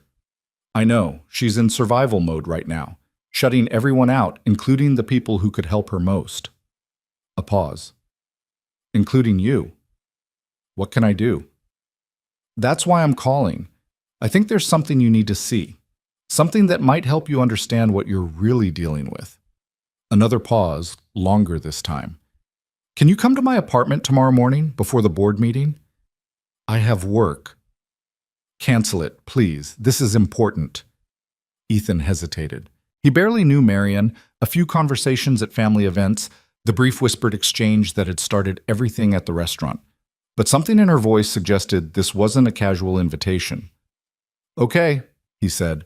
I'll be there. Marion's apartment was elegant but warm, nothing like the cold grandeur of Vivian's world. She greeted Ethan with tea already prepared, led him to a sitting room where morning light filtered through gauze curtains. Thank you for coming, she said, settling across from him. I know this is unusual. Everything about the past 2 months has been unusual. True enough? She smiled, but it didn't reach her eyes. I want to tell you something about my daughter. Something she won't tell you herself, because she's spent her whole life learning to hide it.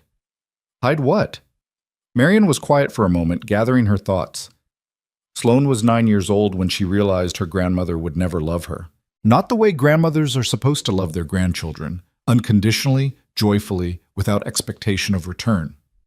She came to me that day, this tiny, serious child, and asked why grandmother looked at her like she was a problem to be solved.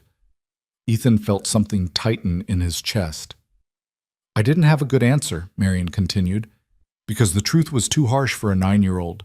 The truth was that Vivian had wanted a grandson, an heir, in the traditional sense, and instead she got Sloan, a girl, a disappointment from the moment of her birth. But Sloan proved herself. She built an empire, and it didn't change anything. Marion's voice was steady, but there was old pain beneath it. Every achievement, every success, every milestone, Vivian found a way to diminish it. Not enough, not right, not what was expected. Sloan has spent 37 years trying to fill a hole that can never be filled, Because the whole isn't about her achievements. It's about who she is, who she was born being. Why are you telling me this? Because right now, my daughter is in that hole again. She's made a mistake, or at least something that can be framed as a mistake, and her grandmother is using it to confirm every terrible thing Sloane has ever believed about herself. That she's not good enough. That she'll never be good enough. That she was foolish to think she could have both success and happiness. Ethan set down his teacup, his hands not quite steady. She's pushing me away. She's protecting you, in her mind at least.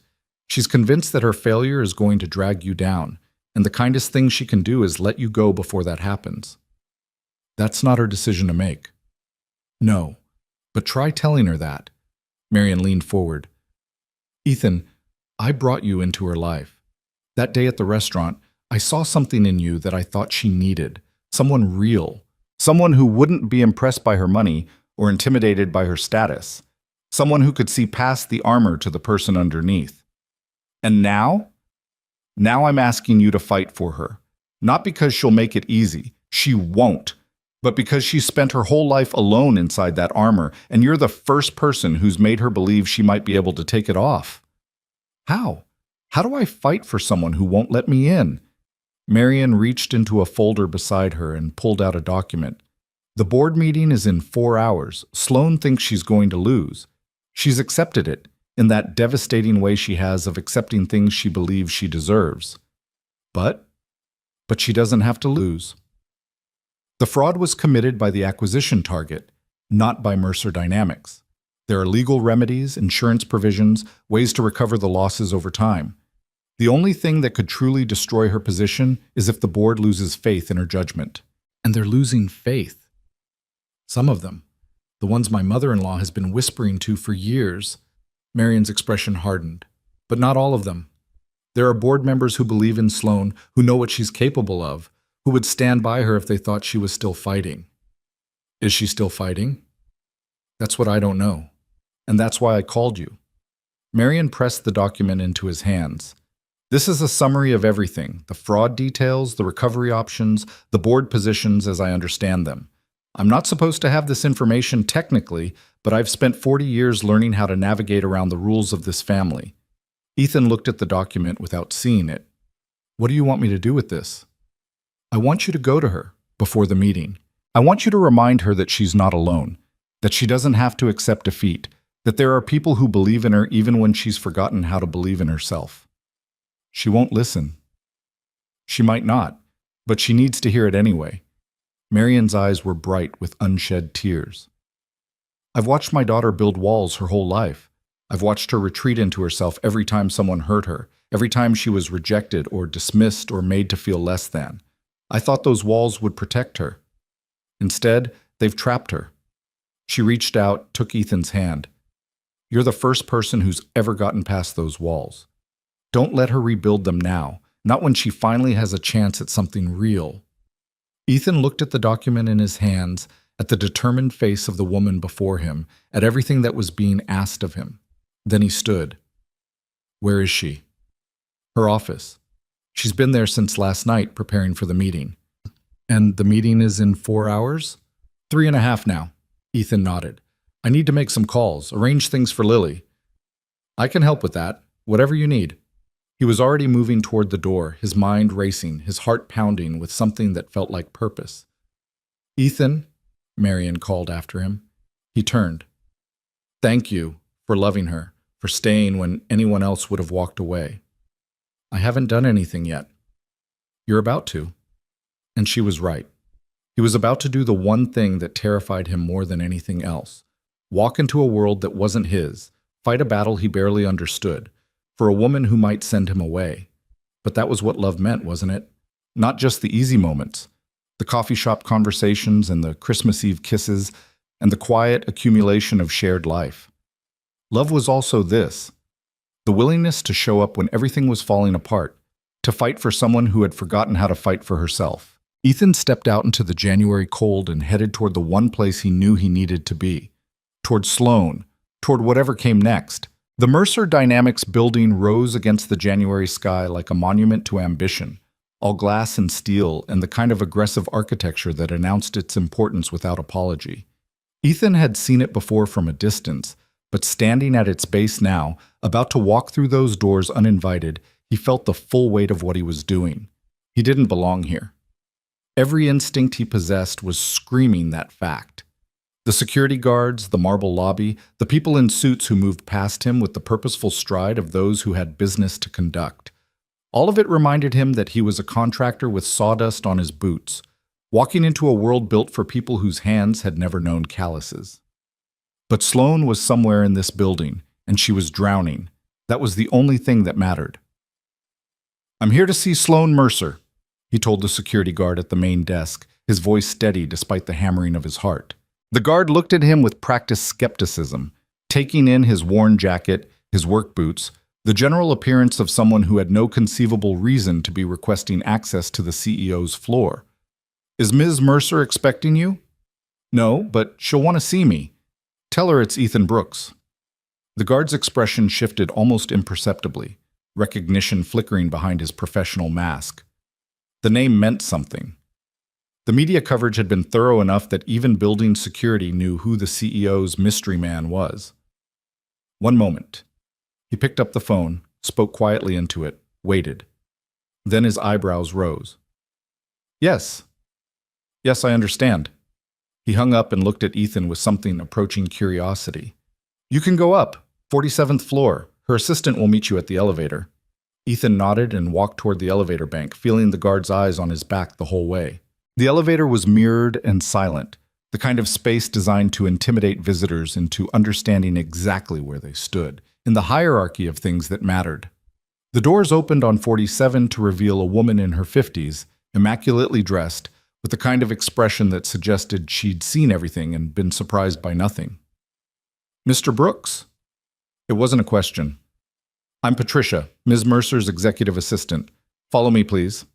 She led him through a floor that seemed designed to impress, open spaces and modern art, and the kind of furniture that belonged in magazines. People looked up as he passed, whispers trailing in his wake. Everyone knew who he was. Everyone was wondering why he was here. Patricia stopped outside a corner office with floor-to-ceiling windows. Through the glass, Ethan could see Sloane standing with her back to the door, staring out at the city she'd spent her life conquering. "She hasn't slept in 2 days," Patricia said quietly. "She won't eat. Won't listen to anyone." A pause. "Maybe she'll listen to you." "Maybe." "The board meeting starts in 2 hours. Whatever you're going to say it fast." Patricia opened the door, and then Ethan was inside. And it was just the two of them, him and the woman he loved, with everything on the line. Sloane didn't turn around. "Patricia, I said I didn't want to be disturbed." "It's not Patricia." She spun then, and Ethan saw what exhaustion had done to her. Dark circles beneath her eyes, pallor beneath the careful makeup she must have applied out of habit rather than care, a brittleness in her posture that suggested she might shatter at a touch. "Ethan." His name came out like a prayer and an accusation at once. "What are you doing here?" "I could ask you the same thing. When was the last time you slept?" "That's not important." "It's the only thing that's important." He moved closer, not touching her, giving her space. "You're killing yourself preparing for a fight you've already decided you're going to lose." "I'm being realistic. The numbers don't lie. The board is going to see what you show them. And right now, you're showing them a CEO who's already accepted defeat." Ethan pulled out the document Marion had given him.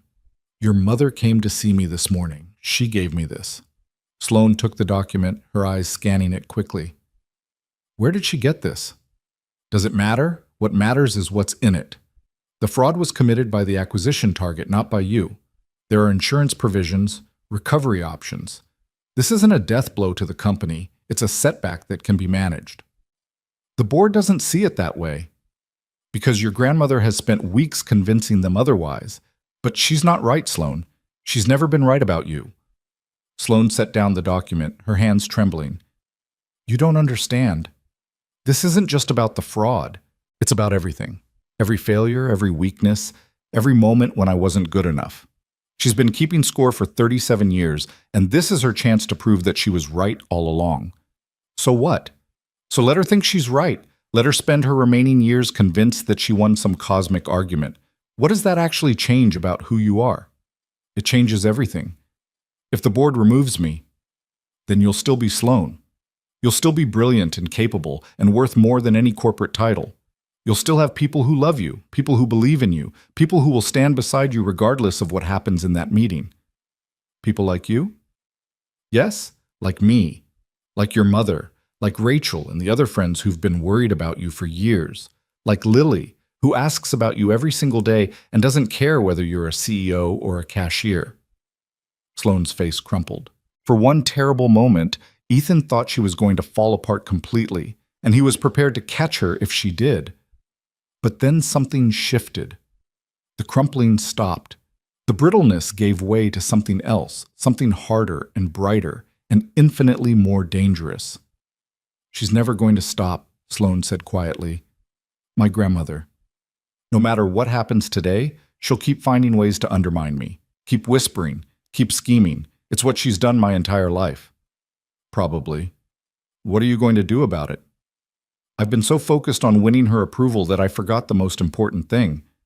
Sloane looked at him, and there was fire in her eyes now, the fire he'd seen that day at the restaurant when she'd finally stood up for herself. I don't need her approval. I never did. The only approval that matters is my own. And do you have that? I'm working on it. A ghost of a smile crossed her face. Someone very wise once told me that running towards something that matters is different from running away from something that scares you. I've been running away my whole life. From her expectations, from my own doubts, from the fear of being seen as weak or wanting or not enough. And now I want to run towards something, toward the company I built because I believe in what it can become, toward the life I'm choosing because I'm done letting other people's opinions dictate my choices. She stepped closer to him, close enough that he could see every line of exhaustion on her face, every shadow beneath her eyes. Toward you. Because you're the first person who ever made me believe I could be more than my worst fears about myself. Ethan reached out, brushing a strand of hair from her face. What happened to pushing me away to protect me? It was stupid. You were right, her voice caught. I was so scared of losing you that I started losing you on purpose, as if controlling the outcome would somehow hurt less than being surprised by it. Nothing about losing you would hurt less, no matter how it happened. I know that now. She pressed her forehead against his, closing her eyes. I'm sorry for shutting you out, for trying to make decisions for both of us, for being so convinced that I didn't deserve good things that I almost threw away the best thing that's ever happened to me. You didn't throw it away. I'm still here. I know, that's the miracle. She pulled back, looking at him with eyes that were red-rimmed but clear. Stay for the meeting? What? The board meeting. I want you there. Not because I need rescuing, I can fight this battle myself, but because I want the board to see what I see, that I'm not ashamed of my choices, that loving you isn't a weakness, it's a strength. Sloane, I don't belong in a, you belong wherever I want you to belong. And right now, I want you beside me when I walk into that room. She took his hand, holding it tightly. You told me once that you weren't going to run, that whatever came next, we'd face it together. This is what comes next. Ethan looked at her. This woman who had stormed into his life like a hurricane and rearranged everything he thought he knew about himself, about what he wanted, about what was possible. He thought about all the reasons to say no, all the ways this could go wrong, all the sensible objections his cautious side was screaming. Then he thought about Lily's question, are you going to marry her? And suddenly, the answer seemed obvious. Okay, he said. Let's do this. The boardroom was vast and intimidating, dominated by a long mahogany table and the kind of artwork that cost more than Ethan's annual income. Around the table sat 12 people, board members, executives, the collected weight of corporate power that had the ability to change Sloane's life with a single vote. Vivian Mercer sat at the far end, immaculate in black, her silver hair swept back in a style that had probably been intimidating people for 6 decades. When Sloane walked in with Ethan beside her, Vivian's expression flickered, surprise followed quickly by contempt. I wasn't aware this meeting was open to visitors, she said, her voice carrying clearly across the room. Mr. Brooks is here at my invitation, Sloane replied, her voice equally clear. As the person I intend to spend my life with, he has a stake in the decisions made today. How touching. Vivian's smile was razor thin. Perhaps we should also invite the cleaning staff. They have a stake in whether the company remains solvent enough to pay their wages. That's enough. Harrison Mercer spoke up from his seat at the table, his voice sharp. We're here to discuss the acquisition issue, not to trade insults. The acquisition issue is inseparable from the leadership issue, Vivian countered. The fraud happened because proper due diligence wasn't performed, and proper due diligence wasn't performed because our CEO was distracted by, she gestured dismissively toward Ethan, other priorities. That's not accurate. Sloane took her seat at the head of the table, and Ethan sat in a chair along the wall, out of the way but visible. I have documentation showing that the fraud was deliberately concealed through falsified records and coordinated deception. Our due diligence team performed standard protocols. The target company's executives committed federal crimes to hide their liabilities. And yet you championed this acquisition. You assured this board that it was sound. Because I believed it was sound based on the information available at the time. And now we're facing hundreds of millions in unexpected liabilities. We're facing a setback that can be managed. Sloane opened a folder in front of her.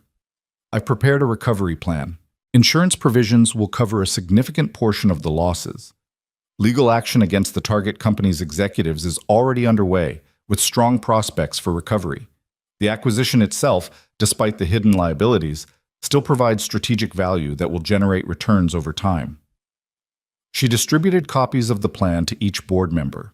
Ethan watched them read, some nodding thoughtfully, some maintaining carefully neutral expressions, a few exchanging glances that were hard to interpret.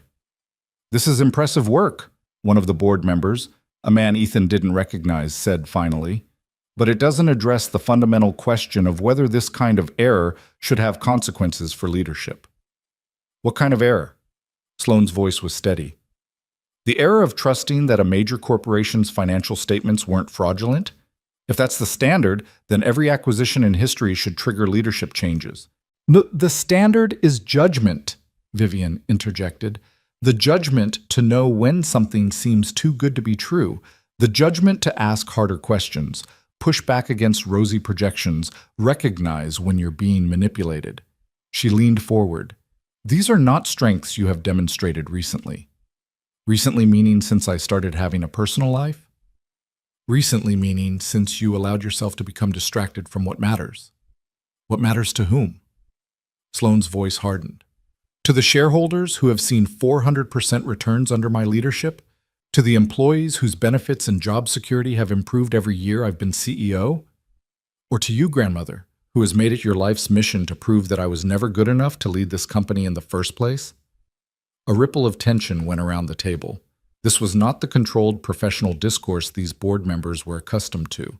I'm not going to apologize, Sloane continued, her voice clear and strong. Not for the acquisition, which was the right strategic move based on available information. Not for my personal life, which has made me a better leader, not a worse one. And not for standing here in front of you as a whole person instead of the hollow corporate machine my grandmother thinks a CEO should be. She stood, and Ethan saw something in her posture that he'd never seen before, not just confidence, but peace. The peace of someone who had finally stopped fighting for approval and started fighting for truth. You can vote me out if you want. You have that power. But I want you to do it with clear eyes about what you're actually choosing. You're not choosing stability over risk. The risk is the same either way.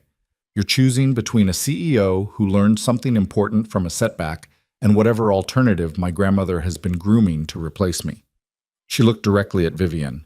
You've been waiting for this moment for 37 years. You've wanted proof that I'm not good enough, that I'm too weak, that a woman who dares to want both professional success and personal happiness is fundamentally unfit for leadership. Sloane's voice didn't waver. But here's what you never understood. I'm not weak because I have people I love. I'm stronger because I finally have something worth fighting for beyond quarterly earnings. Because I finally know who I am when I'm not performing for your approval. She sat back down. That's all I have to say. Do whatever you think is right. The silence that followed was absolute. Ethan could hear his own heartbeat. could feel the tension radiating from every person in the room. Then Harrison spoke. I move that we table the leadership discussion and accept the CEO's recovery plan as presented. The fraud was criminal, not managerial. We should be pursuing the perpetrators, not punishing ourselves. I second the motion, another board member said. Rachel's father, Ethan realized, recognizing him from the Christmas party. The vote was called. One by one, the board members weighed in. Ethan lost count somewhere in the middle, but he could see from Sloane's expression, from the gradual relaxation of her shoulders, that it was going her way. When the final vote was tallied, the decision was clear. 8-4 in favor of accepting the recovery plan and maintaining current leadership. Vivian Mercer stood without a word and walked out of the room, her heels clicking against the marble floor like gunshots. Sloane let out a breath she seemed to have been holding for decades. The meeting dissolved into handshakes and murmured conversations, and the general chaos of people processing what had just happened. Board members approached Sloane to offer congratulations or ask follow-up questions. Harrison clasped her shoulder in silent support. Rachel's father caught Ethan's eye and gave him a small nod of acknowledgement. But eventually, the room emptied until it was just the two of them, Sloane and Ethan, alone in the vast space, the afternoon light streaming through the windows. You did it, Ethan said. We did it. Sloane's voice was exhausted but bright. I couldn't have walked in there without you, couldn't have said those things without knowing you were in my corner. I'll always be in your corner. I know. She crossed to him, and when she wrapped her arms around him, he felt her trembling, the adrenaline finally releasing, the walls finally coming down. I know you will. That's the miracle. They held each other in the empty boardroom, surrounded by the remnants of a battle that had been years in the making. Outside the windows, the city stretched toward the horizon. All those lives, all those stories, all those people fighting their own invisible wars. But in that moment, none of it mattered. Only this. Only them. Only the future they were finally free to build together. Spring came slowly that year, as if the city itself was recovering from the brutal winter. The months that followed the board meeting brought gradual healing, not just for Sloane's company, which stabilized under her continued leadership and eventually began recovering the acquisition losses, but for all of them. The small, quiet work of building a life together. Ethan took on fewer projects, choosing quality over quantity, building a reputation that brought better clients and bigger jobs. He bought a truck that actually started reliably. He paid off the credit cards that had been haunting him since the divorce. He even managed to save a little. Not much, but something. Sloane started therapy, twice a week at first, then weekly, then whenever she needed it. She learned words for things she'd been carrying without naming. The hypervigilance that came from a childhood of constant judgment. The perfectionism that was really just fear wearing professional clothes. The deep-seated belief that she was only as valuable as her latest achievement. She told me something interesting, Sloane said one evening in April, curled beside Ethan on his worn couch while Lily did homework at the kitchen table. My therapist. She said that my grandmother's cruelty was never really about me. It was about her own fears, her own inadequacies, her own wounds from a generation that didn't allow women to be anything other than what they were told to be.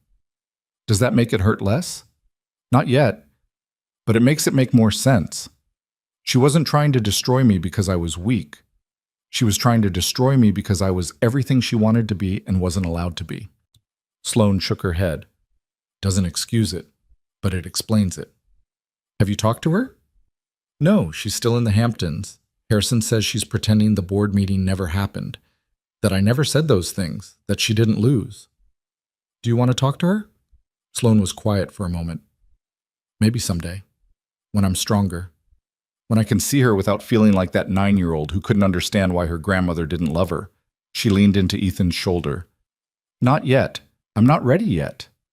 There's no deadline. I know. That's something else I'm learning. Lily finished her homework and came bouncing over, wedging herself onto the couch between them with the casual ownership of a child who had decided these were her people. Can we go see Gregory this weekend? She asked. I want to make sure he's okay now that the snow is melting. Gregory, the lopsided snowman, had long since dissolved into a puddle in the park. But Lily insisted that his spirit was still there, waiting to be visited. We can definitely go check on Gregory's spirit, Sloane said solemnly. Maybe we can bring flowers. Butterflies would be better, but they don't come out until summer. Then we'll bring pictures of butterflies. How's that? Lily considered this proposal with the seriousness it deserved. Acceptable. Ethan watched them negotiate, his heart so full it almost hurt. This was his life now, this improbable family they were building from mismatched pieces, a billionaire CEO and a contractor's daughter and a single father who still sometimes couldn't believe any of it was real. But it was real. Every morning when he woke up to text from Sloane, every weekend when she showed up at his apartment with coffee and an eagerness to be present that made up for all the time her work demanded. Every moment when Lily looked at her with the uncomplicated adoration of a child who had decided someone was worthy of love. It was real and it was theirs, and Ethan was done questioning whether he deserved it.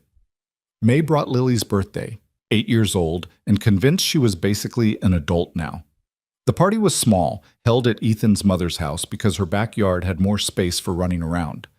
Lily's school friends came, and Rachel's kids, and a few other children from the network of lives that had expanded around them. Sloane arrived late, straight from a meeting, still in her corporate clothes, but she'd brought the present Lily had been hinting about for months. A professional butterfly observation kit, with nets and magnifying glasses and a guide to every species in North America. Lily's shriek of excitement could probably be heard 3 blocks away. You didn't have to do that, Ethan said later, watching Lily show off her kit to the other kids. That thing costs... I wanted to. Sloane slipped her hand into his. I've spent so much money on things that didn't matter. Let me spend some on something that does. She's going to capture every butterfly in the city. Good. Maybe she'll teach me how. I never learned to catch things as a child. We had people for that. Ethan laughed. The easy laugh that came more often now, the one that had been buried for years under the weight of worry and survival. I love you, you know that? I do know that. It still amazes me every time you say it. Then I'll keep saying it until it stops being amazing. That might take a while. Good thing we have time. They stood together watching Lily and her friends, surrounded by the chaos of a birthday party and the simple joy of a child being celebrated. Ethan's mother caught his eye from across the yard and smiled, the same smile she'd given him the day he'd told her he was falling for someone again. She's good for you, that smile said. Hold on to her. He intended to. The summer that followed was the best of Ethan's adult life. He and Sloane settled into a rhythm that worked for both of them. Her demanding schedule balanced against his flexible one, their time together precious because it was carved out of busy lives rather than taken for granted. They learned each other's habits and irritations, had their first real fight about something so trivial that neither of them could remember it afterward, and their first real makeup, which they both remembered very well. Lily started dividing her time between both apartments, though she still lived primarily with Ethan. Sloane never pushed for more, never tried to buy her way into the child's heart with gifts or promises. She simply showed up, over and over, until her presence became as natural as breathing. Daddy, Lily said one evening in August, while Sloane was on a business trip and they were having their traditional pizza and movie night. Are you going to marry Sloane? The question again, but this time Ethan had an answer. Would you be okay with that? Lily considered the question with her trademark seriousness. I think so. She makes you happy, and she's nice to me, and she knows lots of interesting stuff about business, which is boring but also kind of cool because she explains it in ways that make sense. That's a ringing endorsement. I don't know what that means. It means you're in favor. Oh, yes, I'm in favor. Lily stuffed a piece of pizza into her mouth. When are you going to ask her? I don't know. When the time is right. The time is always right for love. Lily said it matter-of-factly, as if quoting something she'd heard. That's what Grandma says. Grandma is very wise. I know. That's why I listen to her. Ethan smiled, pulling his daughter close, breathing in the familiar scent of strawberry shampoo and childhood. She was growing up so fast. In a year, she'd be 9, then 10, then a teenager who wouldn't want pizza nights with her dad anymore. But right now, she was here. And so was he. And somewhere across the city, a woman was sleeping in a hotel room after a long day of meetings, dreaming about a life that had become possible because two lonely people had pretended to be something they weren't and discovered they wanted to be something they were. The ring was a simple band with a small sapphire, Sloane's favorite color, just as Ethan had guessed that first day in the restaurant. He'd saved for it without telling her, skimming a little from each paycheck for months until he had enough. He didn't plan the proposal. He didn't orchestrate a fancy dinner or a surprise trip or any of the elaborate gestures that might have seemed appropriate for a woman of her stature. He just waited for the right moment, trusting that he'd know it when he saw it. The moment came in September on an ordinary Sunday afternoon. They were at the park, the same park where they'd built Gregory the snowman, where Lily had dragged Sloane through the snow to examine winter grass and invisible fairy homes. Lily was off exploring with her butterfly net, chasing something yellow across the meadow. Sloane sat on a bench beside Ethan, her head on his shoulder, watching his daughter with an expression of peaceful contentment. "I love her," she said quietly. "I don't know when it happened exactly, but I do. Like she's mine. Is that strange?" "It's not strange. It's wonderful. She made me a card last week." "Did she tell you?" "For no reason at all, just because she wanted to. It had butterflies on it, obviously, and it said, 'Thank you for being my friend.'" Sloane's voice was thick. "I cried. At my desk. My assistant thought someone had died." "That sounds like Lily." "That sounds like her father, too." Sloane lifted her head, looking at him. "You both just give things, without expecting anything in return, without calculating what you'll get out of it. I've never known people like that before. Now you do." "Now I do." Ethan reached into his pocket. His fingers closed around the small velvet box he'd been carrying for weeks, waiting for this moment. "Sloane." "Yes?" "I have something for you." He pulled out the box and he watched her face change, confusion giving way to recognition, giving way to something that looked like joy and terror combined. "Ethan, you don't have to answer right now. You don't have to answer ever, if you're not ready. But I wanted you to know that this is what I want. Not someday, not eventually. Now, you. Whatever that looks like, whatever adjustments we have to make, whatever challenges we face. I want to face them as your husband." He opened the box. The sapphire caught the September light, blue as winter eyes, blue as the dress she'd worn the night she first kissed him. "It's not a diamond. I know that's traditional, but you're not traditional, and neither am I, and I thought—" Sloane kissed him before he could finish the sentence. When she pulled back, there were tears streaming down her face, but she was smiling, the real smile, the unguarded one, the smile that had taken him months to earn and that he would spend the rest of his life protecting. "Yes," she said. "Yes, yes, yes. 1,000 times, yes." Ethan slid the ring onto her finger. It fit perfectly. Across the meadow, Lily had stopped chasing butterflies. She was watching them with the wide eyes of a child who understood that something important was happening. "Come here," Sloane called, waving her over. Lily ran toward them, her net abandoned, her face bright with curiosity. "Lily," Ethan said, "Sloane and I are going to get married. Is that—" He didn't get to finish. Lily launched herself at both of them, wrapping her small arms around as much of them as she could reach. "I knew it!" she shouted. "I knew it! I knew it! I knew it! Can I be in the wedding? Can I wear a butterfly dress? Can Gregory come?" "Gregory is water, sweetheart. His spirit can come. We can bring pictures of butterflies for him, too." Sloane laughed, the pure, joyful laugh of someone who had finally found her place in the world. "Gregory's spirit can absolutely come, and you can wear whatever dress you want, even if it has actual butterflies on it." Even then, they sat together on the bench, the three of them, this improbable family, watching the September sun paint the park in gold. Somewhere behind them, the city hummed with its million small dramas. Somewhere across town, Vivian Mercer was nursing wounds that might never heal.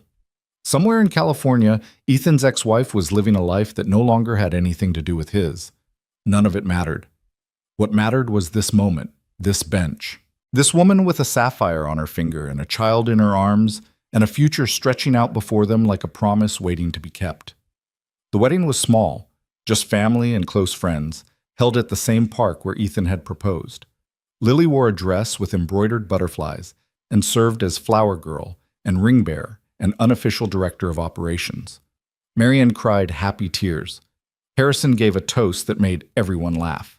Rachel caught the bouquet and immediately handed it to her girlfriend with an expression that suggested another wedding might be coming soon. Vivian did not attend. No one expected her to. But in the weeks that followed, something unexpected happened. A letter arrived at Sloane's office, handwritten on the personal stationery that Vivian had used for decades. "I will not apologize for my actions," it read. "I believed I was protecting the family, protecting the company, protecting you from choices that seemed unwise. But I'm beginning to understand that my idea of protection was really just control, and that control is not the same as love. I may never approve of the path you've chosen, but I can no longer deny that you seem happy on it. If that is what you truly want, then perhaps I was wrong to stand in your way. Your grandmother." It wasn't an apology, it wasn't a reconciliation, but it was something, a crack in the wall that might someday become a door. Sloane showed the letter to Ethan, watching his face as he read it. "What do you think?" she asked. "I think people can change. Not always, and not always enough. But sometimes." "Do you think she'll ever actually accept us?" "I think it doesn't matter if she does." He set down the letter and took her hands. "You're not the person who needs her approval anymore. You're someone who chose her own happiness. That's bigger than anything she could give or take away." Sloane leaned forward, pressing her forehead against his the way she did when words weren't enough. "I love you," she said. "I love you too." "Say it again." "I love you." Again. "I love you, Sloane Brooks, now and forever. In every version of our lives, in every universe where we found each other, I love you." She kissed him then, slowly, deeply, with all the certainty of someone who had finally stopped running and started living. Outside the window, the city carried on its endless motion. Deals being made, lives being changed, people falling in love and falling apart, and putting themselves back together. But inside this room, inside this moment, inside the life they were building together, there was only peace, only gratitude, only the quiet knowledge that sometimes the best things in life begin with a lie and end with the truth. The afternoon sun slanted through the windows of the Meridian as Ethan and Sloane settled into their booth, not the corner seat where everything had started, but a table by the window now, a good table, the kind they gave to people who belonged. A year had passed since that first desperate afternoon, a year of chaos and revelation, of falling and catching, of learning and unlearning everything they thought they knew about love and possibility. Lily was at school, where she was undoubtedly regaling her classmates with facts about the migration patterns of painted lady butterflies. Sloane's calendar was cleared for the afternoon, a rare luxury she'd learned to give herself. Ethan's next job wasn't until tomorrow. They had time. That was still a wonder to both of them. "Tea?" the waiter asked. "Earl Grey for me," Ethan said. "And for my wife, chamomile," Sloane smiled. "Please." The waiter nodded and departed, leaving them alone in the gentle noise of the restaurant, silverware and conversation, and the particular rhythm of a place where people gathered to share meals and moments. "This is where it started," Sloane said, looking around. "Right over there. You were sitting alone with a cup of tea you couldn't afford, looking like the weight of the world was on your shoulders. And you were sitting over there, pretending you didn't notice your family taking you apart piece by piece. I was very good at pretending. You were. You're not anymore." "No." She reached across the table, taking his hand. "I'm not." The tea arrived. They drank in comfortable silence, watching the afternoon light move across the tablecloth. "What are you thinking about?" Sloane asked eventually. "I'm thinking about what would have happened if I'd said no, when your mother asked me to pretend. You would have finished your tea and gone home and never known any of this existed. And you would have sat through the rest of that dinner and gotten up the next morning and gone back to work and kept pretending you were fine." "Probably." Sloane's voice was soft. "Or maybe not. Maybe that was the day something would have finally broken. Maybe I would have walked out on my own." "Would you have called me if we'd never met that day?" "How would I have called you? I wouldn't have known you existed." "Exactly." Ethan squeezed her hand. "We found each other because of a lie. A ridiculous, impossible, shouldn't have worked lie. And somehow it turned into the most honest thing I've ever been part of. The borrowed fiancé, Sloane said, smiling. That's what my mother calls it. The day she borrowed someone else's happy ending and gave it to me. She didn't give it to us. We built it ourselves. We did, didn't we? Every day, every choice, every moment when we could have walked away and didn't. Sloane lifted her teacup, holding it up like a toast. To borrowed things, she said, that become real. Ethan raised his cup to meet hers. To truth, he replied, that starts as a lie. They drank. And outside the windows of the Meridian, the city carried on, indifferent to the small miracle happening at a window table where two people who had once been strangers sat together in the ordinary afternoon light, neither of them pretending anymore. Neither of them alone. Neither of them afraid of what came next. Because whatever came next, they would face it the way they faced everything now, side by side, hand in hand, hearts open to whatever the world decided to bring. That was the ending they'd earned. That was the truth they'd found. That was love, borrowed first, then given freely, then kept forever. And it was more than enough.